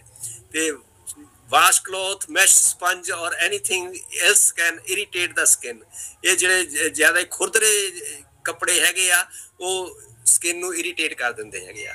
ਤੇ ਬਹੁਤ ਹੀ ਜੈਂਟਲ ਹੋਣਾ ਚਾਹੀਦਾ ਸਕਿਨ ਦੇ ਨਾਲ, ਇਹਨੂੰ ਜ਼ਿਆਦਾ ਰਗੜਨਾ ਨਹੀਂ ਚਾਹੀਦਾ, ਤੇ ਜੈਂਟਲ ਤਰੀਕੇ ਦੇ ਨਾਲ ਮਤਲਬ ਬਿਹੇਵ ਕਰਨਾ ਚਾਹੀਦਾ ਹੈ। ਤੇ ਨਾਲ ਜਿਹੜੀ ਸਟ੍ਰਿੰਜੈਂਟਸ ਹੈਗੇ ਆ, ਟੋਨਰਸ ਹੈਗੇ ਆ, ਐਕਸਫੋਲੀਐਂਟਸ ਹੈਗੇ ਆ, ਇਹ ਇਸਤੇਮਾਲ ਵੀ ਘੱਟ ਤੋਂ ਘੱਟ ਕਰਨੇ ਚਾਹੀਦੇ ਹੈਗੇ ਆ। ਡਰਾਈ ਰੈਡ ਸਕਿਨ ਜਿਹੜੀ ਆ ਉਹ ਜਿਹੜੀ ਸਕਿਨ ਨੂੰ ਬਹੁਤ ਵਰਸ ਕਰ ਦਿੰਦੀ ਹੈਗੀ ਆ। ਜਿਹੜੀ ਸਕਰਬ ਕਰਦੇ ਆ ਅਸੀਂ, ਰਗੜਦੇ ਹੈਗੇ ਆ, ਉਹ ਐਕਨੀ ਨੂੰ ਜ਼ਿਆਦਾ ਖਰਾਬ ਕਰ ਦਿੰਦੀ ਹੈਗੀ ਆ। ਤੇ ਕਈ ਵਾਰੀ ਜੇ ਥੋੜੀ ਬਹੁਤ ਖਾਰਿਸ਼ ਵਗੈਰਾ ਹੁੰਦੀ ਆ ਤਾਂ ਉਹਨੂੰ ਰਗੜਨਾ ਨਹੀਂ ਚਾਹੀਦਾ, ਸਕਰਬ ਨਹੀਂ ਕਰਨਾ ਚਾਹੀਦਾ, ਤੇ ਸਿਰਫ ਲਿਊਕ ਵਾਰਮ ਵਾਟਰ ਦੇ ਨਾਲ ਰਿੰਸ ਕਰ ਦੇਣਾ, ਇੱਕ ਵਾਰੀ ਧੋ ਲੈਣਾ ਚਾਹੀਦਾ ਹੈਗਾ। ਸ਼ੈਂਪੂ ਜਿਹੜਾ ਸਿਰ ਦੇ ਉੱਤੇ ਰੈਗੂਲਰਲੀ ਕਰਨਾ ਚਾਹੀਦਾ ਹੈਗਾ ਆ, ਕਿਉਂਕਿ ਜੇ ਤੁਹਾਡੀ ਆਇਲੀ ਹੇਅਰ ਹੈਗੇ ਆ ਤਾਂ ਸ਼ੈਂਪੂ ਡੇਲੀ ਕਰਨਾ ਚਾਹੀਦਾ ਹੈਗਾ ਆ, ਤੇ ਸਕਿਨ ਨੂੰ ਨੈਚੁਰਲੀ ਹੀਲ ਕਰਨਾ ਚਾਹੀਦਾ ਆ। ਤੇ ਜੇ ਤੁਸੀਂ ਆਪਣੇ ਜਿਹੜੇ ਐਕਨੀ ਦੇ ਦਾਣੇ ਹੈਗੇ ਆ ਉਹਨਾਂ ਨੂੰ ਪ੍ਰਿਕ ਕਰੋਗੇ ਜਾਂ ਪਿਕ ਕਰੋਗੇ, ਉਹਦੇ ਨਾਲ ਸਕਵੀਜ਼ ਕਰੋਗੇ, ਤੇ ਉਹ ਜਿਹੜੀ ਐਕਨੀ ਹੈਗੀ ਆ ਉਹ ਖਰਾਬ ਹੋ ਜਾਏਗੀ, ਤੇ ਉਹਦੇ ਜਦੋਂ ਹੀਲ ਹੋਏਗੀ ਤਾਂ ਸਕਾਰ ਬਣ ਜਾਏਗਾ ਤੇ ਤੁਹਾਡਾ ਮੂੰਹ ਬਿਲਕੁਲ ਭੈੜਾ ਲੱਗੇਗਾ। ਇਸ ਲਈ ਕੋਈ ਵੀ ਦਾਣਾ ਜੇ ਐਕਨੀ ਦਾ ਬਣਦਾ ਹੈ ਤਾਂ ਉਹਨੂੰ ਛੇੜਨਾ ਨਹੀਂ ਚਾਹੀਦਾ, ਉਹਨੂੰ ਕੋਈ ਵੀ ਪਿਕ ਨਹੀਂ ਕਰਨਾ ਚਾਹੀਦਾ ਜਾਂ ਪ੍ਰਿਕ ਨਹੀਂ ਕਰਨਾ ਚਾਹੀਦਾ। ਜਿਹੜੇ ਹੱਥ ਆਪਣੇ ਮੂੰਹ ਦੇ ਉੱਤੋਂ ਕਦੀ ਵੀ ਨਾਲ ਨਹੀਂ ਟੱਚ ਕਰਨੇ ਚਾਹੀਦੇ ਕਿ ਉਹਨੂੰ ਛੇੜੀ ਜਾਓ ਤੁਸੀਂ ਆਪਣੇ ਦਾਣਿਆਂ ਨੂੰ। ਸੂਰਜ ਤੋਂ ਥੋੜਾ ਪਰਹੇਜ਼ ਕਰਨਾ ਚਾਹੀਦਾ, ਟੈਨਿੰਗ ਬੈਡਸ ਤੋਂ ਵੀ ਪਰਹੇਜ਼ ਕਰਨਾ ਚਾਹੀਦਾ, ਉਹਦੇ ਨਾਲ ਵੀ ਇਹ ਜਿਹੜੀ ਐਕਨੀ ਹੈਗੀ ਉਹ ਵੱਧ ਜਾਂਦੀ ਹੈਗੀ ਆ। ਤੇ ਆਪਣੇ ਡਾਕਟਰ ਨੂੰ ਫਿਰ ਕੰਸਲਟ ਕਰ ਸਕਦੇ ਹੋ ਜੇ ਉਹ ਵੱਧ ਗਈ ਹੋਵੇ। ਇਹ ਐਕਨੀ ਹੈ, ਇਸ ਪਿਕਚਰ ਆ ਕਲੀਅਰ ਹੈ, ਔਰ ਆਦੇ ਵਿੱਚ ਆ ਐਕਨੀ ਇੰਨੀ ਹੈਗੀ ਆ। ਔਰ ਇਹ ਐਕਨੀ ਜਿਹੜੀ ਹੈਗੀ ਆ ਇਹਨੂੰ ਐਕਨੀ ਵਲਗੈਰਿਸ ਵੀ ਕਹਿੰਦੇ ਹੈਗੇ ਆ, ਜਿਹੜਾ ਮੋਸਟ ਕਾਮਨ ਡਿਸਆਰਡਰ ਹੈਗਾ ਆ US ਦੇ ਵਿੱਚ, ਤੇ ਇੰਡੀਆ ਦੇ ਵਿੱਚ ਵੀ ਹੈ। ਇਹਦੇ ਨਾਲ ਕਾਫੀ ਸੋਰਸ ਆਫ ਐਂਜ਼ਾਈਟੀ ਹੈਗਾ ਜਿਹੜੇ ਯੰਗ ਅਡਲਟਸ ਹੈਗੇ ਆ, ਤੇ ਇਹਦੀ ਇਨਸੀਡੈਂਸ ਅਡਲਟਸ ਦੇ ਵਿੱਚ ਵੀ ਜ਼ਿਆਦਾ ਹੋ ਰਹੀ ਹੈਗੀ ਆ। ਇਹ ਇੱਕ ਬਲੌਕ ਜਿਹੜੇ ਹੇਅਰ ਫੋਲੀਕਲਸ ਹੁੰਦੇ ਆ ਉਹ ਬਲੌਕ ਹੋ ਜਾਂਦੇ ਆ, ਤੇ ਜਿਹੜੀਆਂ ਆਇਲ ਦੀਆਂ ਸਪੇਸ਼ੀਅਸ ਗਲੈਂਡਸ ਹੈਗੀਆਂ ਉਹ ਇਹਦੇ ਵਿੱਚ ਹਾਰਮੋਨਲ ਚੇਂਜਸ ਕਰਕੇ ਇਹ ਪੈਦਾ ਕਰਦੀ ਹੈਗੀ ਆ। ਐਕਨੀ ਜਿਹੜੀ ਆ ਇਹ ਪਿੰਪਲਸ ਨੂੰ ਹੀ ਰੈਫਰ ਨਹੀਂ ਕਰਦੀ, ਬਲੈਕ ਹੈਡਸ ਵੀ ਹੋ ਜਾਂਦੇ ਆ, ਕਾਲੇ ਜਿਹੜੇ ਮੂੰਹ ਹੁੰਦੇ ਹੋਏ ਆ। ਕਈ ਵਾਰੀ ਇਹ ਸਿਸਟਿਕ ਹੋ ਜਾਂਦੀ ਆ, ਜਿਹਦੇ ਵਿੱਚ ਸਿਸਟ ਬਣ ਜਾਂਦੇ ਆ, ਪਸ ਵਗੈਰਾ ਭਰ ਜਾਂਦੀ ਆ, ਤੇ ਨਡੂਲਸ ਬਣ ਜਾਂਦੇ ਹੈਗੇ ਆ। ਕਈਆਂ ਲੋਕਾਂ ਦੇ ਵਿੱਚ ਜਿਹੜੀ ਐਕਨੀ ਹੈਗੀ ਆ ਹੋਰ ਬੋਡੀ ਦੇ ਪਾਰਟ ਦੇ ਵਿੱਚ, ਜਿੱਦਾਂ ਕਿ ਬੈਕ ਆ ਤੇ ਚੈਸਟ ਆ, ਉੱਥੇ ਵੀ ਹੋ ਜਾਂਦੀ ਹੈਗੀ ਆ। ਸੋ ਇਹ ਹੈ ਐਥਲੀਟ ਫੁੱਟ। ਇਹਦੇ ਵਿੱਚ ਆ ਜਿਹੜੇ ਦੋਨੋਂ ਵੈਬ ਆਫ ਦਾ ਫਿੰਗਰਸ ਹੈਗਾ ਆ, ਇਹਦੇ ਵਿੱਚ ਇਨਫੈਕਸ਼ਨ ਹੋ ਜਾਂਦੀ ਆ, ਔਰ ਇਹ ਇਨਫੈਕਸ਼ਨ ਜਿਹੜੀ ਹੈਗੀ ਆ ਇਹ ਐਥਲੀਟ ਫੁੱਟ ਫੰਗਸ ਇਨਫੈਕਸ਼ਨ ਹੈਗੀ ਆ। ਇਹਦੇ ਨਾਲ ਰੈਡ ਸਕਿਨ ਹੋ ਜਾਂਦੀ ਆ, ਇਚਿੰਗ ਹੋ ਜਾਂਦੀ ਆ ਤੇ ਬਰਨਿੰਗ ਸੈਂਸੇਸ਼ਨ ਹੋ ਜਾਂਦੀ ਆ, ਤੇ ਬਲਿਸਟਰਸ ਵੀ ਕਈ ਵਾਰੀ ਹੋ ਜਾਂਦੇ ਆ ਤੇ ਜ਼ਖਮ ਵੀ ਹੋ ਜਾਂਦੇ ਹੈਗੇ ਆ। ਇਹ ਕੰਟੇਜੀਅਸ ਹੈ, ਇੱਕ ਦੂਜੇ ਤੋਂ ਹੋ ਜਾਂਦੀ ਹੈਗੀ ਆ। ਇਹਨੂੰ ਪ੍ਰੀਵੈਂਟ ਕਰਨ ਲਈ ਜਿਹੜੇ ਸ਼ੂਜ਼ ਹੈਗੇ ਆ ਉਹ ਇੱਕ ਦੂਜੇ ਦੇ ਸ਼ੇਅਰ ਨਹੀਂ ਕਰਨੇ ਚਾਹੀਦੇ ਇਨਫੈਕਟਡ ਪਰਸਨ ਦੇ, ਤੇ ਕਈ ਵਾਰੀ ਬੇਅਰ ਫੁੱਟ ਤੁਰਨਾ, ਨੰਗੇ ਪੈਰੀਂ ਚੱਲਣ ਨਾਲ ਵੀ ਇਹ ਹੋ ਜਾਂਦੀ ਹੈਗੀ ਆ। ਤੇ ਇਹਨੂੰ ਟੌਪੀਕਲ ਜਿਹੜੀਆਂ ਦਵਾਈਆਂ ਹੈਗੀਆਂ, ਐਂਟੀ ਫੰਗਲ ਲੋਸ਼ਨਸ ਹੈਗੇ ਆ, ਉਹਨਾਂ ਨਾਲ ਟਰੀਟ ਕਰਨਾ ਪੈਂਦਾ ਹੈਗਾ ਆ। ਤੇ ਕਈ ਵਾਰੀ ਸੀਵੀਅਰ ਕੇਸਿਸ ਦੇ ਵਿੱਚ ਡਾਕਟਰ ਵੱਲੋਂ ਦਵਾਈ ਜਿਹੜੀ ਆ ਉਹ ਪ੍ਰਸਕ੍ਰਾਈਬ ਕਰਾਉਣੀ ਚਾਹੀਦੀ ਆ। ਤੇ ਜਿਹੜਾ ਪੈਰ ਹੈਗਾ ਆ ਤੇ ਇਨਸਾਈਡ ਸ਼ੂਜ਼ ਹੈਗਾ ਉਹਨੂੰ ਹਮੇਸ਼ਾ ਕਲੀਨ ਤੇ ਡਰਾਈ ਰੱਖਣਾ ਚਾਹੀਦਾ। ਜਦੋਂ ਤੁਸੀਂ ਨਹਾ ਕੇ ਹਟਦੇ ਆ ਤਾਂ ਇਹਨਾਂ ਦੇ ਜਿਹੜੇ ਵੈਬ ਆਫ ਫਿੰਗਰ ਹੈਗੀਆਂ ਉਹਨਾਂ ਨੂੰ ਤੌਲੀਏ ਦੇ ਨਾਲ ਡਰਾਈ ਕਰ ਲੈਣਾ ਜ਼ਰੂਰੀ ਹੈਗਾ ਆ। ਸਿਬੋਰਿਕ ਡਰਮੇਟਾਈਟਸ ਜਿਹੜੀ ਹੈ ਇਹ ਸਿਕਰੀ ਹੈ, ਕਈਆਂ ਦੇ ਸਿਰ ਦੇ ਵਿੱਚ ਹੁੰਦੀ ਹੈਗੀ ਆ, ਤੇ ਬੱਚਿਆਂ ਦੇ ਵਿੱਚ ਵੀ ਕ੍ਰੈਡਲ ਕੈਪ ਹੁੰਦੀ ਆ, ਤੇ ਓਲਡਰ ਚਿਲਡਰਨ ਦੇ ਵਿੱਚ ਤੇ ਅਡਲਟਸ ਦੇ ਵਿੱਚ ਵੀ ਇਹ ਦੇਖੀ ਜਾਂਦੀ ਹੈਗੀ ਆ। ਕਈ ਵਾਰੀ ਡਾਇਪਰ ਡਰਮੇਟਾਈਟਸ ਹੋ ਜਾਂਦੀ ਹੈਗੀ ਆ। ਤੇ ਇਹ ਕੰਡੀਸ਼ਨ ਜਿਹੜੀ ਹੈਗੀ ਆ ਹੋਰ ਬੋਡੀ ਦੇ ਜਿਹੜੇ ਸਕੈਲਪ ਤੋਂ ਬਿਨਾਂ ਹੈਗਾ, ਫੇਸ ਤੇ ਕਈ ਵਾਰੀ ਹੋ ਜਾਂਦੀ ਆ, ਨੈਕ ਤੇ ਹੋ ਜਾਂਦੀ ਹੈਗੀ ਆ, ਤੇ ਸਕਿਨ ਫੋਲਡਸ ਦੇ ਵਿੱਚ ਹੋ ਜਾਂਦੀ ਆ। ਜਿੱਥੇ ਜਿੱਥੇ ਵੀ ਸਕੇਲਸ ਜਿਹੜੀਆਂ ਹੈਗੀਆਂ ਆ ਸਿਕਰੀ ਦੀਆਂ ਉਹ ਗਿਰਦੀਆਂ ਆ, ਉੱਥੇ ਉੱਥੇ ਉਹ ਅਲਰਜਿਕ ਰਿਐਕਸ਼ਨ ਜਿਹੜਾ ਹੈ ਉਹ ਦਿੰਦੀਆਂ ਹੈਗੀਆਂ। ਟ੍ਰੀਟਮੈਂਟ ਐਂਟੀ ਫੰਗਲ ਕਰੀਮਸ ਜਿਹੜੀਆਂ ਹੈਗੀਆਂ ਤੇ ਟੌਪੀਕਲ ਸਟੀਰੋਇਡਸ ਜਿਹੜੇ ਆ ਉਹ ਇਹਦੇ ਲਗਾਏ ਜਾਂਦੇ ਹੈਗੇ ਆ। ਐਟੋਪਿਕ ਡਰਮੇਟਾਈਟਸ ਹੈਗੀ ਆ, ਇਹ ਵੀ ਸਕਿਨ ਕੰਡੀਸ਼ਨ ਹੈਗੀ ਆ, ਐਕਜ਼ੀਮਾ ਹੀ ਹੁੰਦਾ ਇੱਕ ਕਿਸਮ ਦਾ, ਤੇ ਕਿਸੇ ਵੀ ਟਾਈਮ ਤੇ ਲਾਈਫ ਦੇ ਹੋ ਸਕਦੀ ਹੈਗੀ ਆ। ਚਾਈਲਡਹੁੱਡ 'ਚ ਇਹ ਸਟਾਰਟ ਹੁੰਦੀ ਆ ਤੇ ਬਹੁਤ ਤੰਗ ਕਰਦੀ ਹੈਗੀ ਆ, ਤੇ ਇਹਦੀ ਜਿਹੜੀ ਕਰੋਨਿਕ ਕੰਡੀਸ਼ਨ ਹੈਗੀ ਆ, ਇਹਦਾ ਕਿਉਰ ਜਿਹੜੀ ਹੈਗੀ ਆ ਉਹ ਬਹੁਤ ਰੇਅਰ ਹੁੰਦੀ, ਘੱਟ ਹੁੰਦੀ ਹੈਗੀ ਆ। ਤੇ ਇਹ ਕੰਡੀਸ਼ਨ ਜਿਹੜੀ ਹੈਗੀ ਆ ਫੈਮਲੀਜ਼ ਦੇ ਵਿੱਚ ਚੱਲਦੀ ਹੈਗੀ ਆ, ਜਿਨ੍ਹਾਂ ਨੂੰ ਅਲਰਜੀਜ਼ ਹੈਗੀਆਂ, ਅਸਥਮਾ ਹੈਗਾ ਆ, ਤੇ ਇਹ ਇੱਕ ਕਿਸਮ ਦੀ ਅਲਰਜਿਕ ਕੰਡੀਸ਼ਨਸ ਹੈਗੀ ਆ। ਤੇ ਬੱਚਿਆਂ ਦੇ ਵਿੱਚ ਇਹ ਖਾਸ ਕਰਕੇ ਹੁੰਦੀ ਆ। ਕਈ ਵਾਰੀ ਫੂਡਸ ਜਿਹੜੀਆਂ ਹੈਗੀਆਂ ਆ, ਕਈ ਫੂਡ ਜਿਹੜੇ ਹੈਗੇ ਉਹਨਾਂ ਤੋਂ ਵੀ ਇਹ ਹੋ ਜਾਂਦੀ ਹੈਗੀ ਆ। ਅਟੋਪਿਕ ਡਰਮੇਟਾਈਟਿਸ ਜਿਹੜੀ ਆ ਉਹ ਵਰਸ ਹੋ ਜਾਂਦੀ ਆ ਜਦੋਂ ਕਿਸੇ ਇਰੀਟੇਟਿੰਗ ਸਬਸਟੈਂਸ ਦੇ ਨਾਲ ਤੁਸੀਂ ਕੰਟੈਕਟ ਕਰਦੇ ਹੈਗੇ ਆ। ਤੇ ਇਹ ਫ੍ਰਿਕਸ਼ਨ ਜਿਹੜੀ ਆ ਉਹ ਵੀ ਕੰਟਰੀਬਿਊਟ ਕਰਦੀ ਆ ਜੇ ਕਿਸੇ ਰਗੜ ਲੱਗ ਜਾਏ ਤਾਂ। ਤੇ ਚਿਲਡਰਨ ਜਿਹੜੇ ਹੈਗੇ ਆ ਕਰਾਲ ਕਰਦੇ ਆ, ਉਹਨਾਂ ਵਿੱਚ ਇਹ ਜ਼ਿਆਦਾ ਹੁੰਦੀ ਹੈਗੀ ਆ। ਕਿਟੋਸਿਸ ਪਿਲਾਰਿਸ ਇਹ ਜਿਹੜੀ ਸਕਿਨ ਕੰਡੀਸ਼ਨਸ ਹੈਗੀ ਆ, ਇਹ ਮਾਈਨਰ ਕੰਡੀਸ਼ਨ ਦੈਟ ਕਾ ਸਮਾਲ ਰਫ ਬੰਪਸ, ਸਕਿਨ ਦੇ ਉੱਤੇ ਛੋਟੇ ਛੋਟੇ ਬੰਪਸ ਹੋ ਜਾਂਦੇ ਆ। ਇਹ ਅਪਰ ਆਰਮਸ ਦੇ ਵਿੱਚ ਤੇ ਥਾਈਜ਼ ਦੇ ਵਿੱਚ, ਚੀਕਸ ਦੇ ਵਿੱਚ ਰੈਡ ਔਰ ਵਾਈਟ, ਐਂਡ ਉਦਾਂ ਇਹ ਹਰਟ ਨਹੀਂ ਕਰਦੇ। ਇਹਦੀ ਨਾਰਮਲੀ ਟ੍ਰੀਟਮੈਂਟ ਜ਼ਰੂਰੀ ਨਹੀਂ ਹੈ, ਤੇ ਵੈਸੇ ਦੇਖਣ ਨੂੰ ਬੁਰੇ ਲੱਗਦੇ ਹੈਗੇ ਆ। ਇਹ ਹੈ ਐਕੈਂਥੋਸਿਸ ਨਾਈਗਰਾਂਸ। ਇਹ ਜ਼ਿਆਦਾਤਰ ਜਿਹੜੀ ਸ਼ੂਗਰ ਦੇ ਪੇਸ਼ੈਂਟ ਹੈਗੇ ਆ ਉਹਨਾਂ ਦੀ ਸਕਿਨ ਕਾਲੀ ਹੋ ਜਾਂਦੀ ਹੈਗੀ ਆ। ਕਾਲੀ ਹੋਣ ਦੇ ਕਰਕੇ ਇਹ ਬਹੁਤ ਭੱਦੀ ਜਿਹੀ ਲੱਗਦੀ ਆ। ਇਹ ਸਿਰਫ ਹੱਥਾਂ ਤੇ ਨਹੀਂ ਹੁੰਦੀ, ਇਹ ਬੈਕ ਆਫ ਨੈਕ ਵੀ ਹੋ ਜਾਂਦੀ ਆ, ਤੇ ਉਹਦੇ ਵਿੱਚ ਵੀ ਇਹ ਥਿਕ ਵੀ ਹੋ ਜਾਂਦੀ ਆ ਤੇ ਕਾਲੀ ਵੀ ਹੋ ਜਾਂਦੀ ਹੈਗੀ ਆ। ਤੇ ਫੀਲਸ ਲਾਈਕ ਵੈਲਵੇਟ ਦੀ ਤਰ੍ਹਾਂ ਲੱਗਦੀ ਹੈ। ਜਿਹੜੇ ਇਹ ਕੰਡੀਸ਼ਨ ਹੁੰਦੇ ਆ ਬਲੀਵ ਏਦਾਂ ਕਰਦੇ ਆ ਕਿ ਜਿੱਦਾਂ ਕੋਈ ਡਾਈ ਲਾਈਓ ਹੋਵੇ।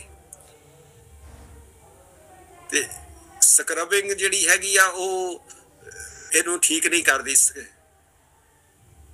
ਸਕਰਬਿੰਗ ਨਾਲ ਇਹ ਠੀਕ ਨਹੀਂ ਹੁੰਦੀ ਕਿਉਂਕਿ ਇਹ ਇਨਬੋਰਨ ਜਿਹੀ ਹੁੰਦੀ ਹੈਗੀ ਆ। ਇਹ ਕੰਟੇਜੀਅਸ ਨਹੀਂ ਹੈ ਤੇ ਹਾਰਮਫੁਲ ਵੀ ਨਹੀਂ ਹੈਗੀ। ਬਸ ਸਿਰਫ ਇਹ ਆ ਕਿ ਇਹ ਸ਼ੂਗਰ ਵਾਲੇ ਮਰੀਜ਼ਾਂ ਨੂੰ ਜ਼ਿਆਦਾ ਦੇਖਣ ਨੂੰ ਵੈਸੇ ਮਿਲਦੀ ਹੈਗੀ ਆ। ਵਾਰਨਿੰਗ ਸਾਈਨ ਜਿਹੜੀ ਆ ਇਹਦਾ ਮੈਡੀਕਲ ਅਟੈਂਸ਼ਨ ਜ਼ਰੂਰ ਲੈਣੀ ਚਾਹੀਦੀ ਆ। ਹੋਰ ਕੋਈ ਪ੍ਰੋਬਲਮ ਜਿਹੜੀ ਅੰਦਰ ਹੋਵੇ ਉਹਨੂੰ ਵੀ ਇਹ ਦਰਸਾਉਂਦੀ ਹੈਗੀ ਆ। ਅਟੋਪਿਕ ਡਰਮੇਟਾਈਟਿਸ ਦੀ ਗੱਲ ਕੀਤੀ ਆ ਇਨਫੈਂਟ ਦੇ ਵਿੱਚ, ਉਹ red very itchy dry patches of skin ਹੁੰਦੇ ਆ, ਰੈਸ਼ ਹੋ ਜਾਂਦੀ ਹੈਗੀ ਆ, ਤੇ ਰੈਸ਼ ਊਜ਼ਸ ਵੈਨ ਸਕ੍ਰੈਚ, ਜਦੋਂ ਉਹਨੂੰ ਸਕ੍ਰੈਚ ਕਰਦੇ ਆ ਤੇ ਉਹਦੇ ਵਿੱਚੋਂ ਪਾਣੀ ਨਿਕਲਦਾ ਹੈਗਾ ਆ। ਸਿੰਪਟਮ ਜਿਹੜੇ ਆ ਉਹ ਵਰਸ ਹੋ ਜਾਂਦੇ ਆ ਜਦੋਂ ਬੱਚਾ ਸਕ੍ਰੈਚ ਕਰਦਾ ਹੈਗਾ ਆ। ਤੇ ਅਡੋਲਸੈਂਟ ਤੇ ਅਰਲੀ ਚਾਈਲਡਹੁੱਡ ਦੇ ਵਿੱਚ ਵੀ ਅਟੋਪਿਕ ਡਰਮੇਟਾਈਟਿਸ ਹੋ ਜਾਂਦੀ ਹੈਗੀ ਆ। ਤੇ red scaly rash on creases of hands, ਜਿਹੜੇ ਹੱਥ ਦੀਆਂ ਉਂਗਲਾਂ ਦੀਆਂ ਕਰੀਜ਼ਸ ਹੈਗੀਆਂ ਉੱਥੇ ਵੀ ਇਹ ਸਕੇਲੀ ਰੈਸ਼ ਹੋ ਜਾਂਦੀ ਹੈਗੀ ਆ। ਰਿਸਟਸ ਦੇ ਉੱਤੇ, ਨੀਜ਼ ਦੇ ਉੱਤੇ, ਸਮਟਾਈਮਸ ਫੀਟ ਦੇ ਉੱਤੇ, ਐਂਕਲਸ ਤੇ ਨੈਕ, ਸਾਰੀਆਂ ਜਗ੍ਹਾ ਦੇ ਉੱਤੇ ਇਹ ਰੈਸ਼ ਜਿਹੜੀ ਆ ਅਟੋਪਿਕ ਡਰਮੇਟਾਈਟਿਸ ਦੀ ਹੋ ਜਾਂਦੀ ਆ। ਜਿਹੜੀਆਂ ਮਾਰਕਿੰਗਸ ਹੈਗੀਆਂ ਆ ਉਹ ਸਕਿਨ ਦੀਆਂ ਉਹ ਜ਼ਿਆਦਾ ਥਿਕ ਹੋ ਜਾਂਦੀਆਂ ਹੈਗੀਆਂ ਆ। ਸਕਿਨ ਰੈਸ਼ ਜਿਹੜੀ ਆ ਉਹ ਬਲੀਡ ਵੀ ਕਰ ਸਕਦੀ ਆ ਤੇ ਉਹਦੇ ਉੱਤੇ ਸਕਾਰਿੰਗ ਔਰ ਕਰਸਟਿੰਗ ਵੀ ਹੋ ਜਾਂਦੀ ਹੈਗੀ ਆ। ਵਾਰਟਸ ਜਿਹੜੇ ਹੈਗੇ ਆ ਉਹ ਬੋਕੇ ਜਿਹਨੂੰ ਕਹਿ ਦਿੰਦੇ ਆ, ਇਹ ਇਨਫੈਕਸ਼ਨ ਹੁੰਦੀ ਵਾਇਰਸ ਦੀ। ਇਹ ਵਾਇਰਸ ਜਿਹੜਾ ਆ ਉਹਦੇ ਕਰਕੇ ਇਹ ਵਾਰਟਸ ਹੋ ਜਾਂਦੇ ਆ ਤੇ ਇਹ ਫਿੰਗਰ ਦੇ, ਹੈਂਡ ਦੇ, ਫੀਟ ਦੇ ਉੱਤੇ ਇਹ ਕਿਤੇ ਵੀ ਹੋ ਸਕਦੇ ਹੈਗੇ ਆ। ਇਹਦਾ ਹੀ ਭਰਾ ਇੱਕ ਹੈਗਾ ਮੋਲਸਕਮ ਕੰਟੇਜੀਓਜ਼ਮ, ਉਹ ਵੀ ਸਿਮਿਲਰ ਹੁੰਦਾ ਪਰ ਉਹ ਇੱਕ ਦੂਸਰੇ ਵਾਇਰਸ ਤੋਂ ਹੁੰਦਾ ਆ ਤੇ ਉਹ ਇੰਨਾ ਹਾਰਮਫੁਲ ਨਹੀਂ ਹੁੰਦਾ ਤੇ ਉਹ ਆਪਣੇ ਆਪ ਹੀ ਖਤਮ ਹੋ ਜਾਂਦਾ ਆ 2-4 ਮਹੀਨਿਆਂ ਦੇ ਵਿੱਚ। ਇਹ ਹੈ ਐਲੋਪੇਸ਼ੀਆ ਐਰੀਏਟਾ। ਐਲੋਪੇਸ਼ੀਆ ਐਰੀਏਟਾ ਇੰਨੇ ਇੱਕ ਜਗ੍ਹਾ ਦੇ ਉੱਤੇ ਵਾਲ ਜਿਹੜੇ ਹੈਗੇ ਆ ਉਹ ਝੜ ਗਏ ਆ ਤੇ ਇਹਦੇ ਨਾਲ ਬਹੁਤ ਲੋਕਾਂ ਨੂੰ ਇਹ ਹੋ ਜਾਂਦਾ, ਪਰ ਕਈਆਂ ਨੂੰ ਇਹ ਹੇਅਰ ਲਾਸ ਹੋ ਜਾਂਦੀ ਆ, ਕਈਆਂ ਨੂੰ ਨੇਲ ਚੇਂਜਸ, ਨਾਖੂਨਾਂ ਦੇ ਵਿੱਚ ਵੀ ਚੇਂਜਸ ਆ ਜਾਂਦੀਆਂ ਆ ਤੇ ਉੱਦਾਂ ਗੁੱਡ ਹੈਲਥ ਰਹਿੰਦੀ ਆ, ਕੋਈ ਹੋਰ ਤਕਲੀਫ ਨਹੀਂ ਹੁੰਦੀ। ਜਿਹੜੀ ਹੇਅਰ ਲਾਸ ਹੈਗੀ ਆ ਉਹ ਅਨਪ੍ਰੈਡਿਕਟੇਬਲ ਹੈਗੀ ਆ, ਉਹ ਪਤਾ ਨਹੀਂ ਲੱਗਦਾ ਕਿਸ ਵੇਲੇ ਹੋ ਜਾਣੀ ਆ ਤੇ ਇਹ ਕਈ ਵਾਰੀ ਸਟ੍ਰੈਸ ਕਰਕੇ ਵੀ ਹੋ ਜਾਂਦੀ ਹੈਗੀ ਆ ਤੇ ਕਈਆਂ ਦੇ ਕਈ ਬਾਲਡ ਪੈਚਿਸ ਹੋ ਜਾਂਦੇ ਆ ਤੇ ਜਦੋਂ ਹੇਅਰ ਰੀਗਰੋ ਕਰਦੇ ਆ ਤਾਂ ਇਹ ਦੁਬਾਰਾ ਫੇਰ ਝੜ ਜਾਂਦੇ ਹੈਗੇ ਆ। ਐਲੋਪੇਸ਼ੀਆ ਐਰੀਏਟਾ ਜਿਹੜਾ ਹੈਗਾ ਨੇਲਸ ਨੂੰ ਵੀ ਅਫੈਕਟ ਕਰਦਾ ਹੈਗਾ ਆ, ਉਹਦੇ ਵਿੱਚ ਡੈਂਟਸ ਹੋ ਜਾਂਦੇ ਆ, ਰਿਜਿਸ ਹੋ ਜਾਂਦੇ ਆ, ਬ੍ਰਿਟਲ ਨੇਲ ਹੋ ਜਾਂਦੇ ਆ ਤੇ ਕਈ ਵਾਰੀ ਲਾਲ ਟਾਈਪ ਦੇ ਨੇਲਸ ਵੀ ਇਹਦੇ ਵਿੱਚ ਦੇਖਣ ਨੂੰ ਮਿਲਦੇ ਹੈਗੇ ਆ। ਇਹ ਹੈ ਕੋਲਡ ਸੋਰ। ਕੋਲਡ ਸੋਰ ਜਿਹੜਾ ਕਈਆਂ ਦੇ ਉੱਤੇ ਮਤਲਬ ਬੁਖਾਰ ਤੋਂ ਬਾਅਦ ਵੀ ਖੈਰ ਕਈ ਵਾਰੀ ਹੋ ਜਾਂਦਾ ਹੈਗਾ ਆ।